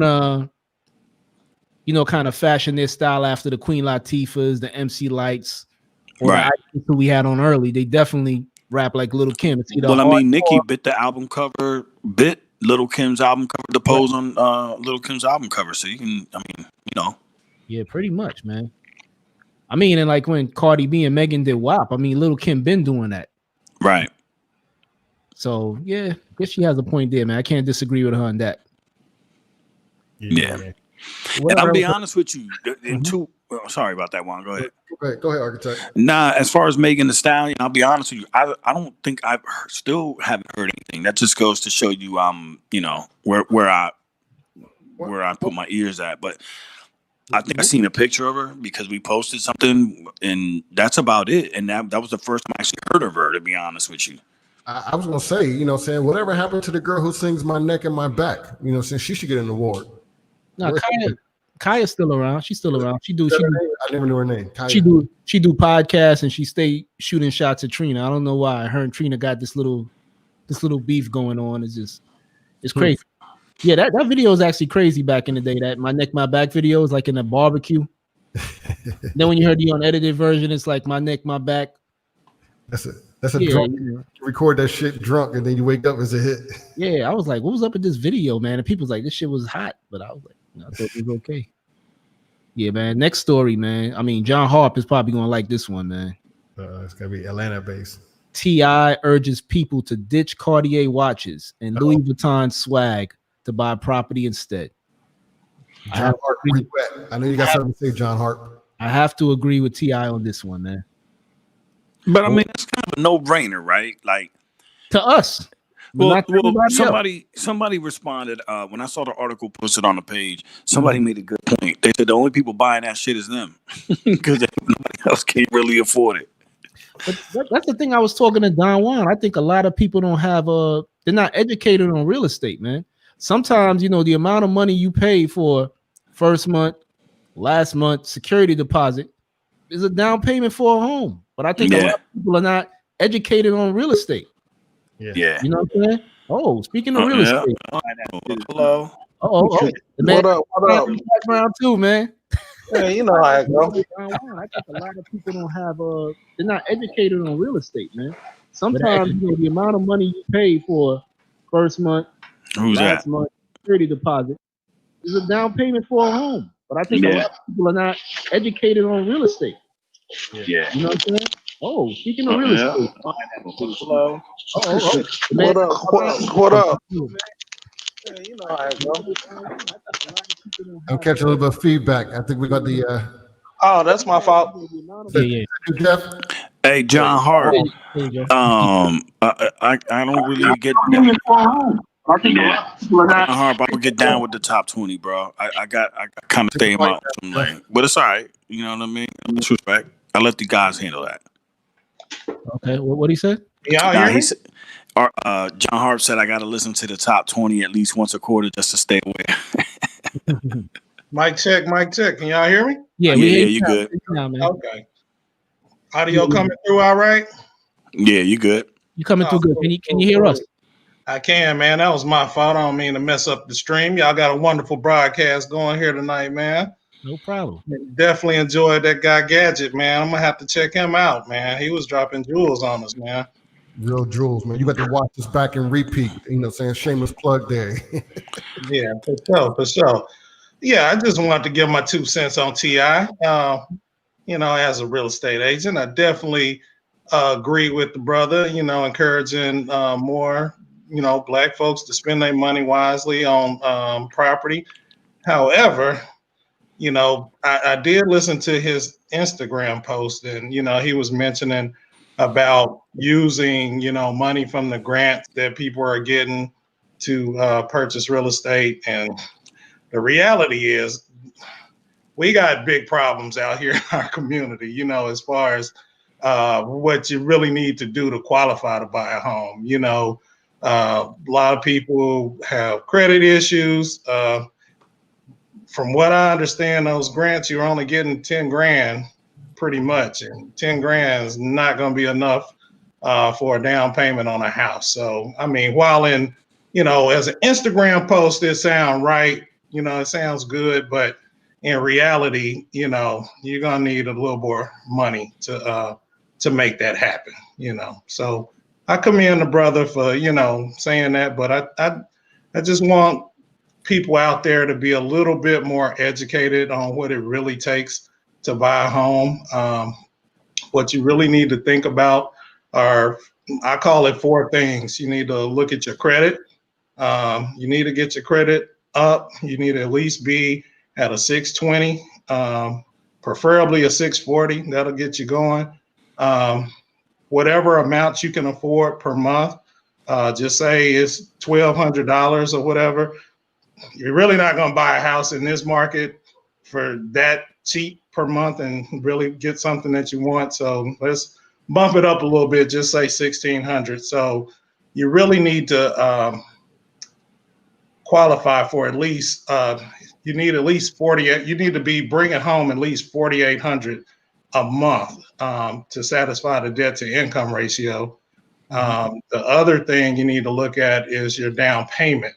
A true down payment, I tell people if you're getting like a FHA loan, you're going to really need to have about 8% 7.5%, 8% of the purchase price to purchase a home. So easy math. If you're buying $100,000 home, $200,000 home, you're really gonna need around $16,000 to close on that property.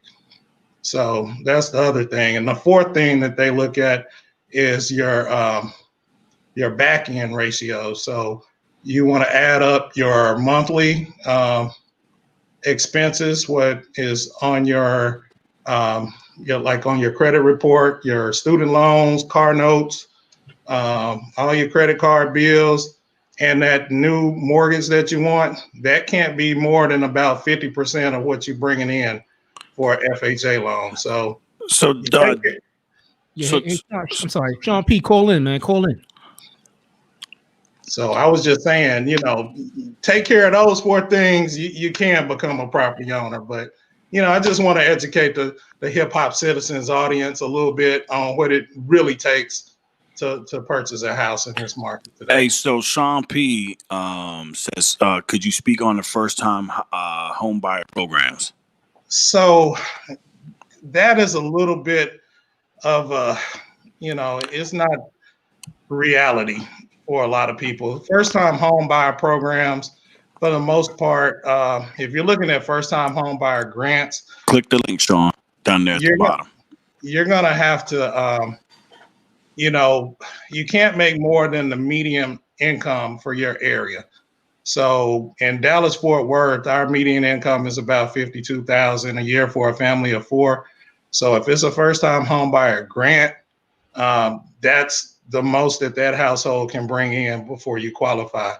For a true first time home buyer program, you can't have a household income usually no more than $99,000, and that's for a family of four. And so first time home buyer programs will pay for your down payment, which is 3.5% on a FHA loan, which is what most people are going to go after. But you're still going to have closing costs on that. So you still need to have some money set aside for closing costs. And the other thing is nothing in America is free. So if you do go with a first time home buyer program, you're going to end up paying a higher interest rate. And so a higher interest rate is going to mean less house that you can actually afford. Yeah, but Jeff, I mean, I do agree with like a lot of what you're saying, but I do know people that actually are homeowners that did spend under $10,000. You know what I'm saying? I mean, and own homes. At what point in history did they buy those homes? Are they buying them in today's market for less than $10,000? I mean, I know some has bought them as recently as like last year. I mean, like in the Baltimore area. I know people in Baltimore because the property value is pretty low out there. I know people that bought multiple properties and have them renting and, put down under $10,000 per property. Well, I can only speak for what's going on in my area, and I can pretty much speak for Texas because, we're a different animal out here. We're almost a different country. Okay. But here in Texas, if you're looking in Texas, 10,000, it's not going to be enough. Yeah, I mean, also in Atlanta too. I know people that told me they put zero down in own properties. You put zero. Well, those are probably those people who are doing the wholesaling thing. That's different. You got to really pound the pavement to find those wholesale opportunities, and that's something else. We can talk about that on a different show. But Sean P, the green room. I think we got a call from Sean P. Bring Sean P in real quick. What's going on, Sean? Hey, what's going on, fellas? Good evening, man. How's it going, bro? Doing all right. Doing all right. I just want to touch on something really important. Not to knock the gentleman who's a real estate agent. Just to give you some background on myself, I purchased a home 4 years ago. My mother's a former real estate agent. My father's a former mortgage broker. I think we have to be very careful when we solicit and put information out there in terms of real estate. All real estate is local, right? So it sounds like your expertise is in the Texas region. I believe Dallas is what I heard. I was trying to figure out all in. That ain't the case in Baltimore. It's a gold rush out here, bro. Yeah, you can get a house for less than $10K, and a whole row for $20K. Yeah, you can get a whole house. But I mean, in terms of first-time home buyer programs, I closed on my house and I'll give you guys personal information. I came to the table with 30 grand in free money. That was just from participating in local programs. We have vacancy to value. So whenever we take one of those row homes where Snoop and Weebay was stuffing bodies on the wire, you take one of those homes, if you rehab that house, you automatically get 10K, right? That's one. You have federal programs. I have one, NSP2, I got 5K. And then they had a program where, let's back up a little bit. When the recession hit, a lot of banks did a lot of screwed up things. They called them chitlin loans in terms of take advantage of black people and charging them higher interest rates to get home. As a result of that, under the Obama administration, there were a lot of slap on the hands with the banks. So they had to start giving certain programs to certain cities. For example, Wells Fargo has City Lift. So City Lift program basically said, hey, you're a first-time home buyer, you make less than 120% of area median income, we're basically going to give you $15,000. I was able to collectively coop all of those. In addition to that, I was able to get no PMI on my deal because I got a non-traditional conventional loan from M&T Bank. So collectively, with those 4 programs, I have no PMI, got 30 grand to the closing table, and I live in a house like the Cosbys. I got a 4-bedroom, 3,500 square foot brownstone in Baltimore. Mm-hmm. Like big money, bro. So we have to be very careful when we say people can't get a home with their check. It depends on where they put in that money. Yeah. And I'm not definitely can invest in a city like Baltimore and benefit. And not to check you or anything like that, but we have to be careful with misinformation because I want black people to invest in Baltimore. And let me not just say black. I want all people to invest in Baltimore. That's right. Right. So that's very important. So in Dallas, it may not get you a lot of money, but bro, unless you're making 6 figures, you're gonna qualify for most of those programs, right? Right. And if you do make 6 figures and you don't qualify those programs, then you just need a lifestyle change so you can get payment money, right? But a key thing you did speak to was debt to income ratio. I want people to stop being scared of their student loans because that's not something you should be fearful of as long as you have federal loans, right? If you have federal loans, there's certain programs you can qualify for that say, hey, I only make X amount of money. You can only charge me this much in student loans. So that'll bring down your debt to income ratio, right? That'll help you. As long as you don't exceed 42%, you'll qualify for FHA. Well, it's 50. It's 50 now. They up it. Yeah, it's 50%. Yeah, to me, that's too high and unnecessary. Yeah, but that depends on where you live. That's right. But here in Baltimore, bro, we have the benefit of making DC money, 6-figure salary, but living in a 5-figure region.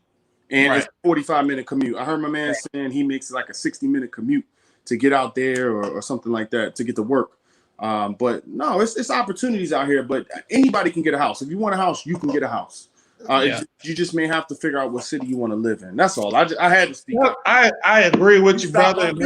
Man, I was like, what is that's excellent information you gave, and I totally agree that it is based on where you're at. Because in Hawaii, none of us can afford a house that I know of. That's right. But the most important thing I was mainly stressing was the other 3 factors of, knowing what you want to pay on a mortgage and having some money, outside of that saved up, because a lot of people do feel like, you can purchase a home with like 0 down. I try to bring reality. You can find it, but you got to be careful. It's not just out there like that. But the most important thing I want to stress is your credit. Home here is cheaper than renting in some instances, right? Yeah. And it depends on where you live. Now, what people need to really pay attention to, we saw New York City go through gentrification. Mm-hmm. We see Atlanta going through it right now. I remember when you could get a condo in Atlanta for $150,000, $200,000, be in a high rise on Peachtree. That doesn't apply anymore, right? Now it's getting back up there. It's like, okay, this is $300,000 to live anywhere inside the city that's kind of decent, and it's going to be small, in Atlanta. But doesn't it bring it back to T.I.'s point, right? You know what I'm saying? Shit's getting expensive. It's not getting any cheaper. That's what I'm getting at. It depends on how far out you want to go, right? So I can tell you right now, there are parts of Georgia, if you go a county over or 1.5 county over, 2 counties over, where you can live and buy a house for under $200,000 and on a 50 grand salary. You can get a $200,000 house. That's very realistic. Yeah, but right? Sean, not to cut you off though, I definitely agree with what you're saying, and also what T.I. is saying. It's like I think a lot of people, they get scared to just inquire about home ownership. You know what I'm saying? Like sometimes you could just talk to a real estate agent that'll introduce you to a banker, to a mortgage company, and they could just set up a plan. You know what I'm saying? And it's something that you can do. Yeah, You know we're fortunate here in Baltimore. A lot of the guys around me we own. We're very fortunate. I think it's just we're in a unique time period where we kind of are the beneficiaries, and we kind of watched our parents struggle. So we're making those moves a little earlier than they probably did in their era, right? But if you live in New York City, yeah, you kind of you stuck, right, in those bigger cities. But Atlanta, you can still get a house, man. Yeah, you You can can still get a house with that. But Sean, shouldn't you be worried though? I grew up in the DC area, the Baltimore area as well. But Baltimore has been that way for the last 15 years, right? I mean, there's still, it has not every been, neighborhood. but as you know, like I know, we see Southeast changing in DC, right? Yep. So we see it's going. It literally was a point where anybody said, "I'm not going to Anacostia. I would never go to Anacostia." Yeah. People are now going to Anacostia. Yeah, if I go to DC now, I got to move to Anacostia. I can't afford nowhere else. It's the last part of DC where people are like going begrudgingly, like yourself, there, but it's the last thing that's affordable, right? Yep. Yes, and it's at a point now where our DC cats are starting to look up the road at Baltimore, like, yo, maybe I need to go up there. Go ahead and give me a slice of my piece of home before I can't even afford it. Because I'm telling you, the minute they build any type of hyper train or anything on the Eastern Seaboard that can get you from DC to New York City in 60 minutes, it's a wrap. If you don't own it, you're going to be screwed. You're going to be SOL at that point, right? Yeah. So cats need to take the money they get. This is a short opportunity where we all have been forced to pause, stop, and think and do some investing. That's right. I'm in a stage myself where it's like, damn, do I finish my basement, try to rent it out, or do I try to get another property? So these are the kind of conversations we're having right now, Yeah. Okay. I just wanted to say one last thing. I totally agree with you, bro. And it really absolutely depends on where you live. I'm originally from Arkansas. Okay. And in Arkansas, you can definitely still purchase property, really cheap, So I encourage everybody to get out there. But you may have to move. I was mainly wanting to focus more on the other things that it takes to purchase a home. People really need to start focusing on getting their credit right. Saving, you need to have some type of savings. You can't just expect to purchase a home with no money. No, available. You gotta show something. I'm gonna say 2 points and then you can have the floor. First one being, banks do appreciate and like when they see you have a 401k, right? When they look up and they see like, oh, okay, you've been putting away. I think everybody really should do their company match to the max, right? And you should exceed that. If you financially are capable, you should be maxing out your Roth IRA at your employer, right? If you work for someone, if you're not independent. 1, 2, best lesson I ever learned in my life about credit. And it was interesting because I actually got to teach this to my uncle of all people. And he took it, ran with it, came back to me a year later and said, you remember that thing you told me? I'm going to share it with y'all. When you look at credit, right? If you have $1,000 line of credit on your Macy's card or whatever card you have, because there's different types of credit, right? You can get into that later. At the end of the day, they say you have $1,000. A lot of people think, all right, I got 1,000. I can spend that. Wrong attitude. You have $100. You have 10%. Just like when we were in school, they have A students, B students, C students. An A student spends 10% or less of that credit card. A B student spends 20% or less of that credit card. A C student spends 30% or less of that credit card. We all want to be A students. So if you are using other people's money, OPM or credit, you better keep it under 10% if you want to keep a high credit score. And that's what we have to teach people. So if you're revolving money that you use, and you're like, you know what, every month on a credit card, I'm spending $1,000 paying this thing, that thing, whatever, then you need to make it a personal effort to get your credit line up to $10,000. So that represents 10%. Hey, so we got a loan officers calling in, Sherry T, who is a regular listener, and I think she's got some tidbits that she's trying to drop in there. Go ahead, Sherry. Hi, everybody. Hi, Sherry. Hey, Sherry. How y'all doing? We usually talk about hip hop, so I was like, wait, I logged off, come back on. I'm like, are they talking about real estate? What's really happening right now? So I thought I would chime in. You guys are accurate. First of all, there's a loan program for everybody. It really doesn't matter. So if you have a credit score that's 580, and unless you don't have any kind of revolving credit, you can't buy immediately. But within 6 months, there's ways that you can very quickly get your credit score up, acquire the 3 credit lines within a 6-month period. So by the time you're getting out of your lease, for example, the next thing you would do is, save a little bit of money just so that you can have a down payment of some sort. And even if it's not a down payment, it's usually escrows, your taxes, and insurance that you're going to need, even if you do get 100% funds. A lot of times you can get the seller to pay for all of your closing costs, but still the lender's going to want to see, 3 to 6 months of reserves. So, I mean, your minimal is 3 to 6 months of cash that you have in the bank. But I've closed loans with people that have 590 credit score, 3% down, get all of their closing costs paid for. I've had veterans get money at the table with like a 580 credit score.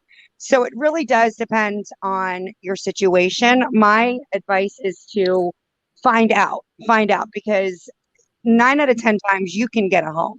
If it's not immediately, within 6 months, I can get you into a home.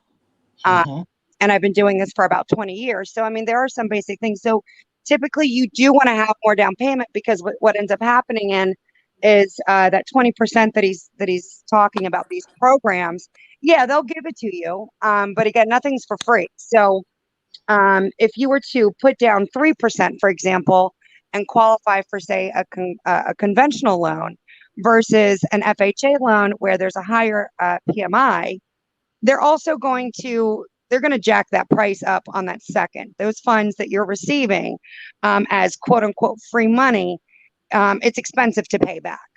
You are in essence paying part of that back. It's just kind of like a silent second. Can you speak on forgivable loans as well? Yeah, even forgivable loans. There's a portion of it where you'll have to pay it back. So if you were to get out of that or refinance before the 2 years, they'll make you pay a portion of it back. So it really, you have to be very careful if you are working with a loan officer to find out exactly what the terms of that second mortgage is, or quote unquote gift that they're giving you. Mine was 5 years. I do have to add that free money that I got, I had a 5-year commitment. Right. If I left within the 5 years, I've been here for 4. So next year it absolves. So I pay nothing. It's free. Right. You could pay nothing, but it's almost better. So, I do these all the time. Right now, it's been 9 months. My client, she got 100% financing. Part of helping people, you sometimes have to close them. Like, okay, I know that you're paying a higher interest rate, but you're paying $300 more now.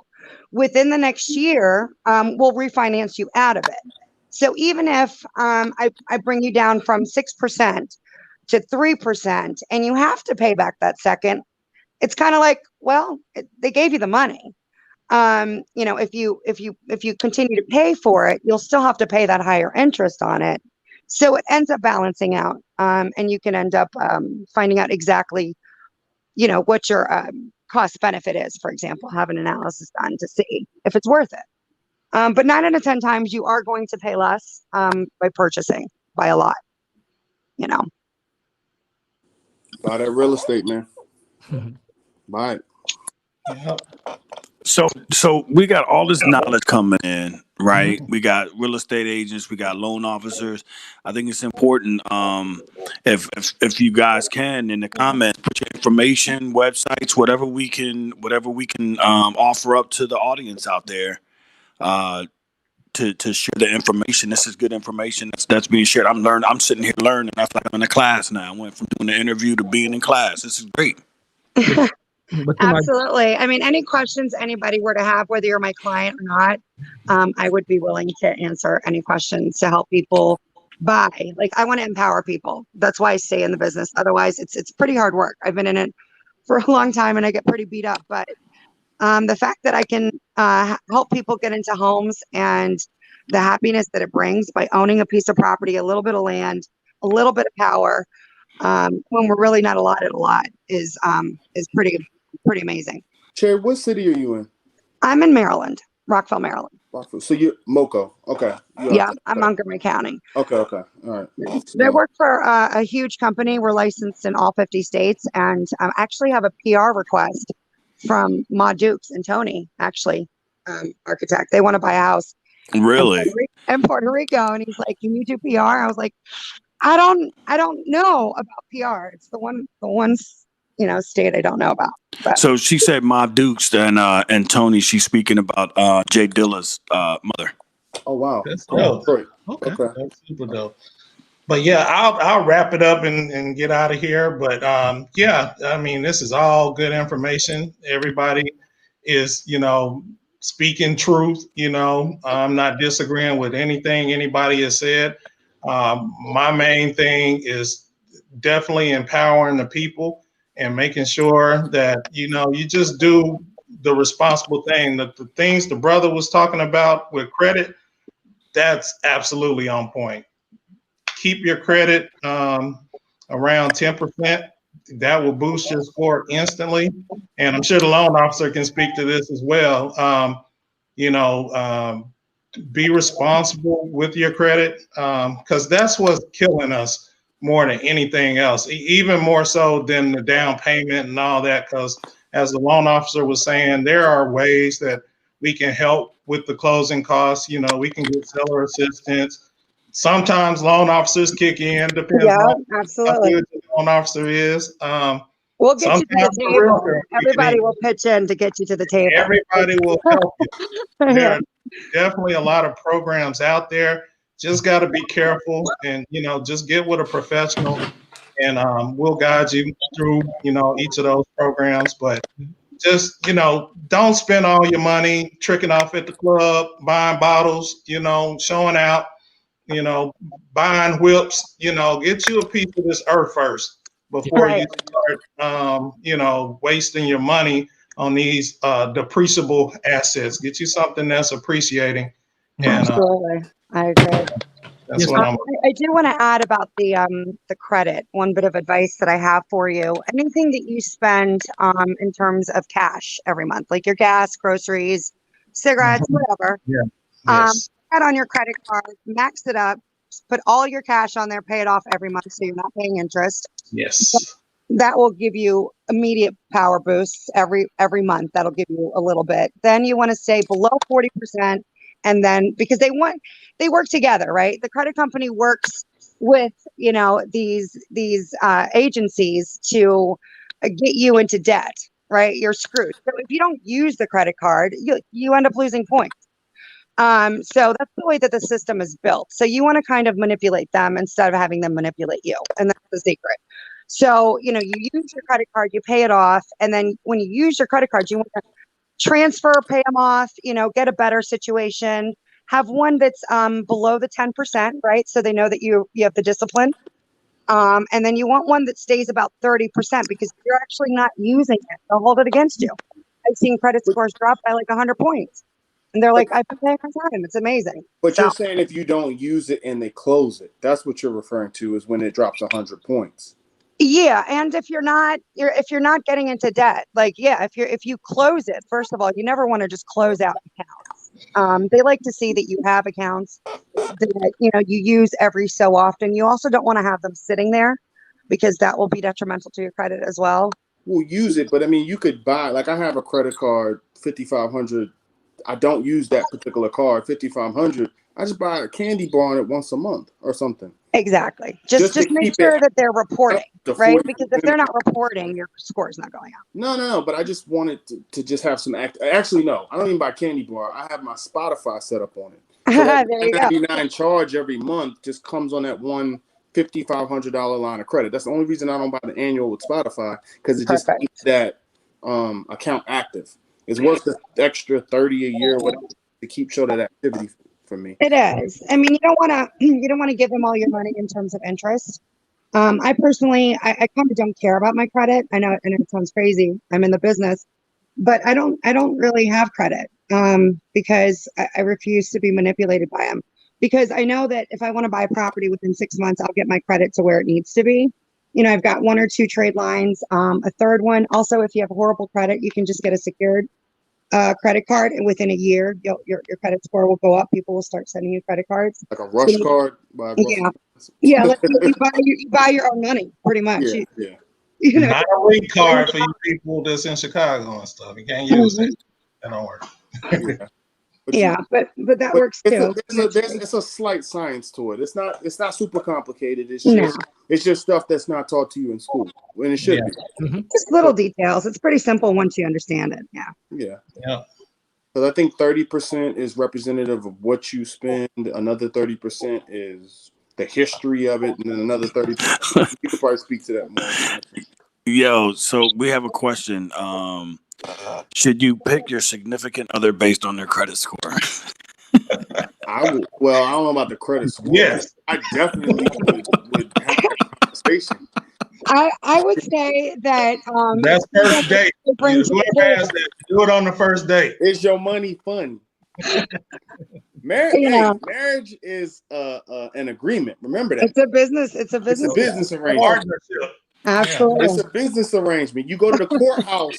You go to the courthouse to make your stuff legit, right? Remember that. Yes. Yeah. Yes, you're legally binding yourself to a significant other. And you really have to be mindful of, like, yo, this person is amazing, but they broke. It'll never work. In my world, it will never work. Yeah, but I mean, I think you can lift, teach, and you can manipulate the situation where you've got more credit now because you're not both tied up in one loan. So I have a lot of situations where the wife has 0 credit and the husband does, and then they come to me and buy an investment property with her credit because the debt ratio is not there, and she doesn't technically own it. She's not on the deed, so she's not responsible for it. So again, there's lots of little tricks to be able to do that. And in terms of marriage, I think it depends on the round table. What do you bring into the table? If that's the only thing you lack, then maybe we can work with it. And maybe you're just a shallow person because that's all you're looking at. All right, that's pretty bad. You gotta look good too, architect. You gotta be good credit and cute. Oh man, you winning. Can't be a devil worshiper, nothing crazy. You gotta bring God into this too. You can just do the bills, if you're really, really in love with them and they're horrible at doing the bills, you do the bills. Sure. And that's good conversation, man. I didn't expect this to take place. This is dope, man. I'm glad this took place. Yes, sorry, it took me a second to figure out. For inspiring the conversation. Yeah, so I guess we all agree that with T.I. that it's better to buy a home than to buy like Cartier watches and stuff. Didn't he have a record, Louis scarf? I put my Louis with Swiss Beats or something. Probably so. Put my Louis scarf in it. Something. Now that I think about it, it's like, that's what I used to. I mean, bringing it back to hip-hop. A lot of people waste money on cars. It's depreciating. It's the biggest depreciating factor. Yeah, I was gonna say hip-hop hadn't been the best examples for us in this type of world. And it's funny when they get to this point and they start speaking like this. And I mean, I give them props. I mean, we definitely, need them to step up with their platforms and speak truth to power. But, we looking at the example that you said in the past, it's kind of hard to ignore that. But, like I said, he starts the conversations, and I guess that's the main thing. So exactly. And I definitely think for rappers, as much money as they see as artists, they should definitely be putting that money into some real estate and stuff that appreciate in value, and definitely try to buy back their blocks. That's right. Because if the real estate is affordable over there, they could buy commercial properties and house black businesses in there. And if you house businesses in there, you create jobs. Wingstop. Was that? Wingstop, Rick Ross. Yeah. You know what I'm saying? So definitely invest in real estate, man. I definitely think that's commercial. My motto is big money. Yeah, my motto is real estate is what creates the communities. You know, when you buy up the block, that's gonna, you know, a lot of times keep more stable families. You know, it's gonna give us better schools. Hopefully, we'll bring some businesses in there, get a merchant class going, create some jobs. Then we get the buying power to buy some politicians to clean up some of the riffraff that's out here. Yeah, and I know the late Nipsey Hussle, that's what he was doing in South LA. Yeah. He purchased a strip mall, you know what I'm saying? So definitely like artists should like definitely model themselves after like him and T.I., man, and definitely try to invest in property, man. Master P, got to give my man from the South some, you know, he doing his thing in New Orleans. Really, buying apartment buildings, if you have any kind of credit or just a little bit of experience, you buy the apartment building, you get 4 people leased before you even purchase the property. We can get you approved based off of those leases. So you don't even have to have the income, and you can buy, you know, one of those apartment buildings in DC, for example, with the 4 or 5 units. Oh, wow. But don't you have to bring like 25% to the table? And those you do. That's what I'm saying. You have a little bit more experience, but that's the goal, right? So once you get a little bit of equity within your own home, then you can start investing in these others, or you can get a private money loan. There's ways to do that too. And then once you've saved some money from the profit that you've made from the building, you can start paying that money back too. So there are ways where you can really start buying up, you know, buildings within the community where they're letting you utilize these rentals as income, which is, you know, very powerful. That's something new that's, you know, within the past decade that they're allowing. Up to 4 units for FHA. Yeah, up to 4 units. You have to run your numbers, right? And that's a term you'll hear a lot. See, now the transition from home buyer to real estate investor. When you're still a home buyer. Like I would still, if you plan to live in it. Yeah, if you plan on living in it. Yeah, but, so. You know, but that's always the secret. That's what you want to do initially. You want to move in so that you get the better interest rate, that you get a stronger situation because it's primary residence, get you in there, and then you make moves, whatever it is that you want to do, you know, move out, what have you. And if you currently have a home, it's not too late. You always can do a deal where what's the exchange? What's it called? 1038 exchange, something like that? Where you can reinvest and not get taxed on it. Absolutely. You sell your house and go into the next one. So if grandma passes away and you got a $200,000 house, you could sell that house and go get a 4-unit fourplex instead. Exactly. So it's a lot of things, man. But it's these kind of conversations we need to have alongside the hip hop. You know, we're diverse people, so we gotta be engaged in a lot of different things. So I agree. Yeah. So. Thanks for having me, Colin. Thanks for having me, fellas. Yeah, I'm sorry to take over the show. Nah, that's all right, man. That we need these conversations. Yeah, these are powerful conversations. This is very good. Yeah, so I see somebody talking about a HELOC right now. Home equity loan.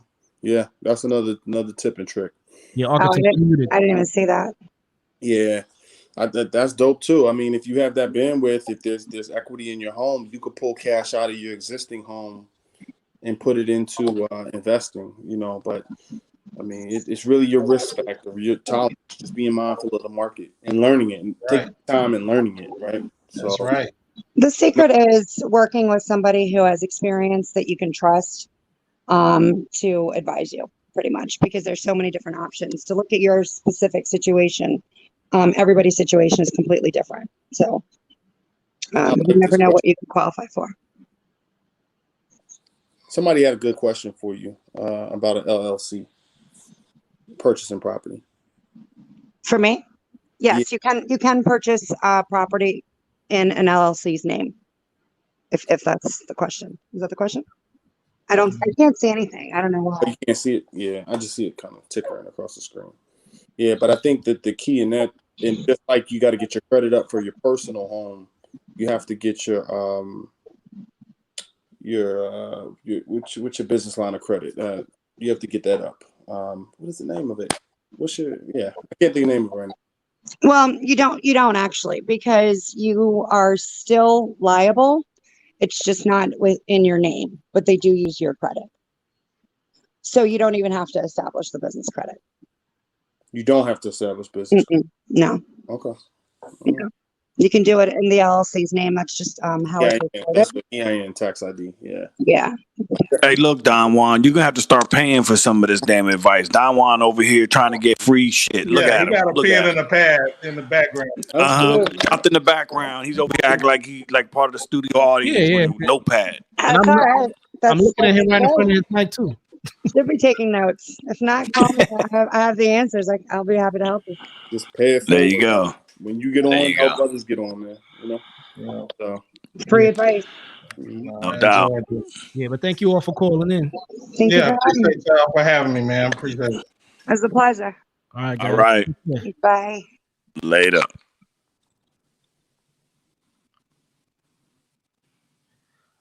All right, man. That was a good show, man. I mean, I was just expecting Jeff to call him, but we got all this real estate knowledge, man. It's like I was just sitting there learning, especially when Shari T was like, yo, you could just get 4 tenants to lease the place, then buy the property. I was like, okay. Listen, I did not know Shari T was a real estate agent. And secondly, why didn't she have her photo up there? She usually has a bright smile on her She's photo. a loan officer.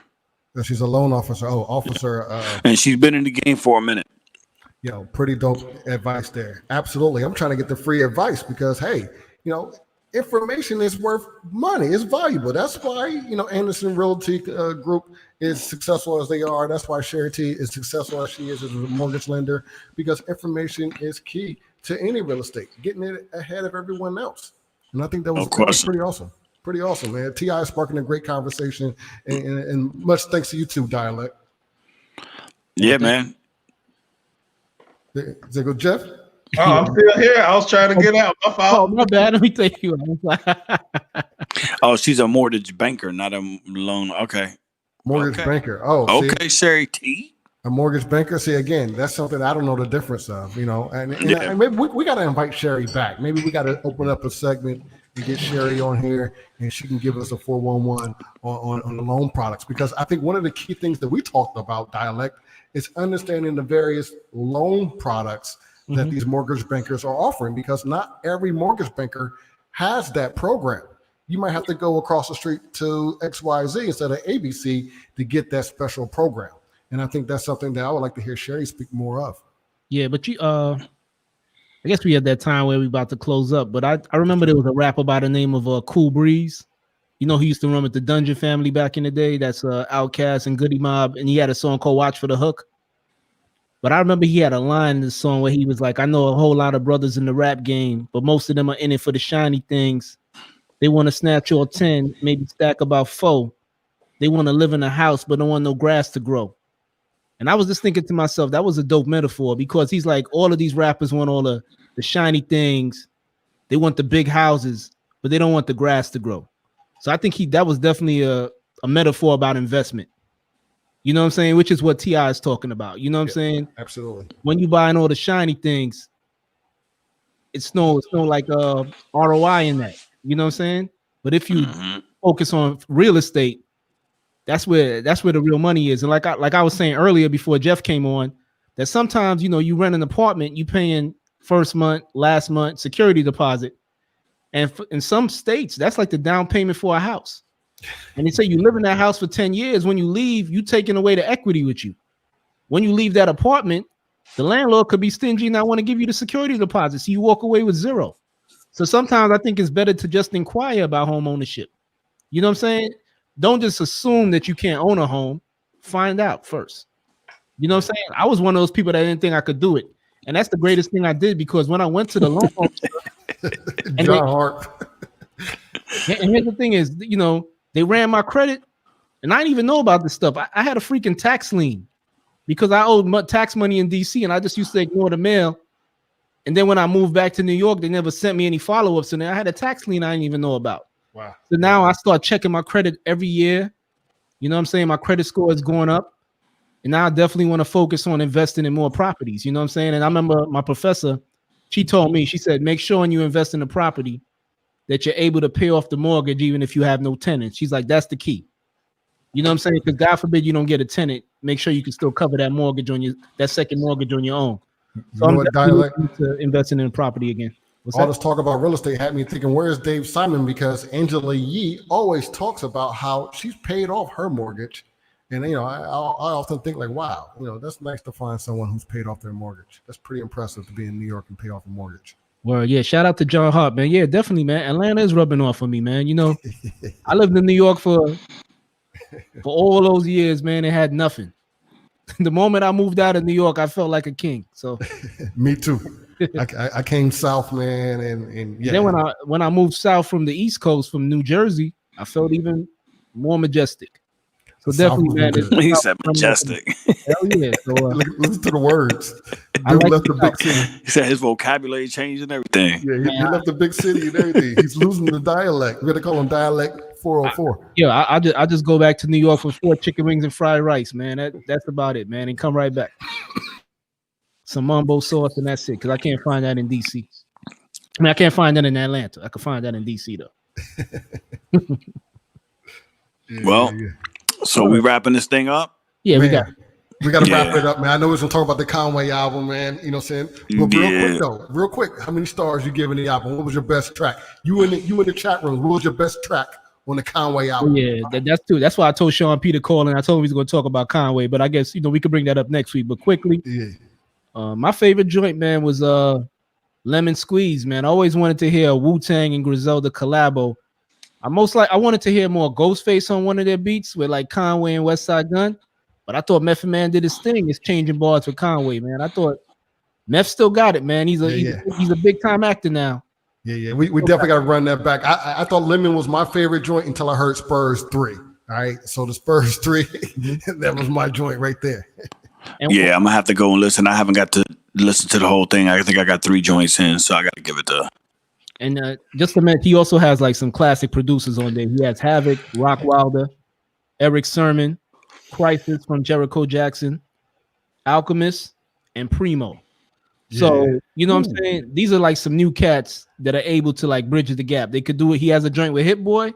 Yeah. He also has joints with Premier and Havoc and Alchemist. So that's the versatility of Conway. So and all the collabs are high caliber. I mean, you had to come with it to get on a Conway track. Yeah, the collaborations, Method Man, Dage Loaf, Sweet Lord, Havoc, Lloyd Banks, Freddie Gibbs, Benny the Butcher, and West Side Gun, of course, man. So it's definitely worth checking out, man. I think this is Conway's best work yet, man. Absolutely. Freddie Gibbs featured. That's right, Sean. You know what I'm saying? Yeah. I think we kept the world long enough, guys. Yeah. So you can find me at Dialect 718, Instagram and Twitter, and HipHopCitizen on Facebook. Yeah, and of course you can always find me anywhere HipHopCitizen is, and at Don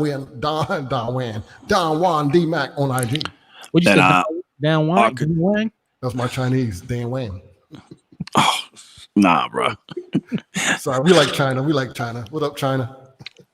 Architect 7. You can find me on Instagram, and you can find me on Facebook with the 7 spelled out.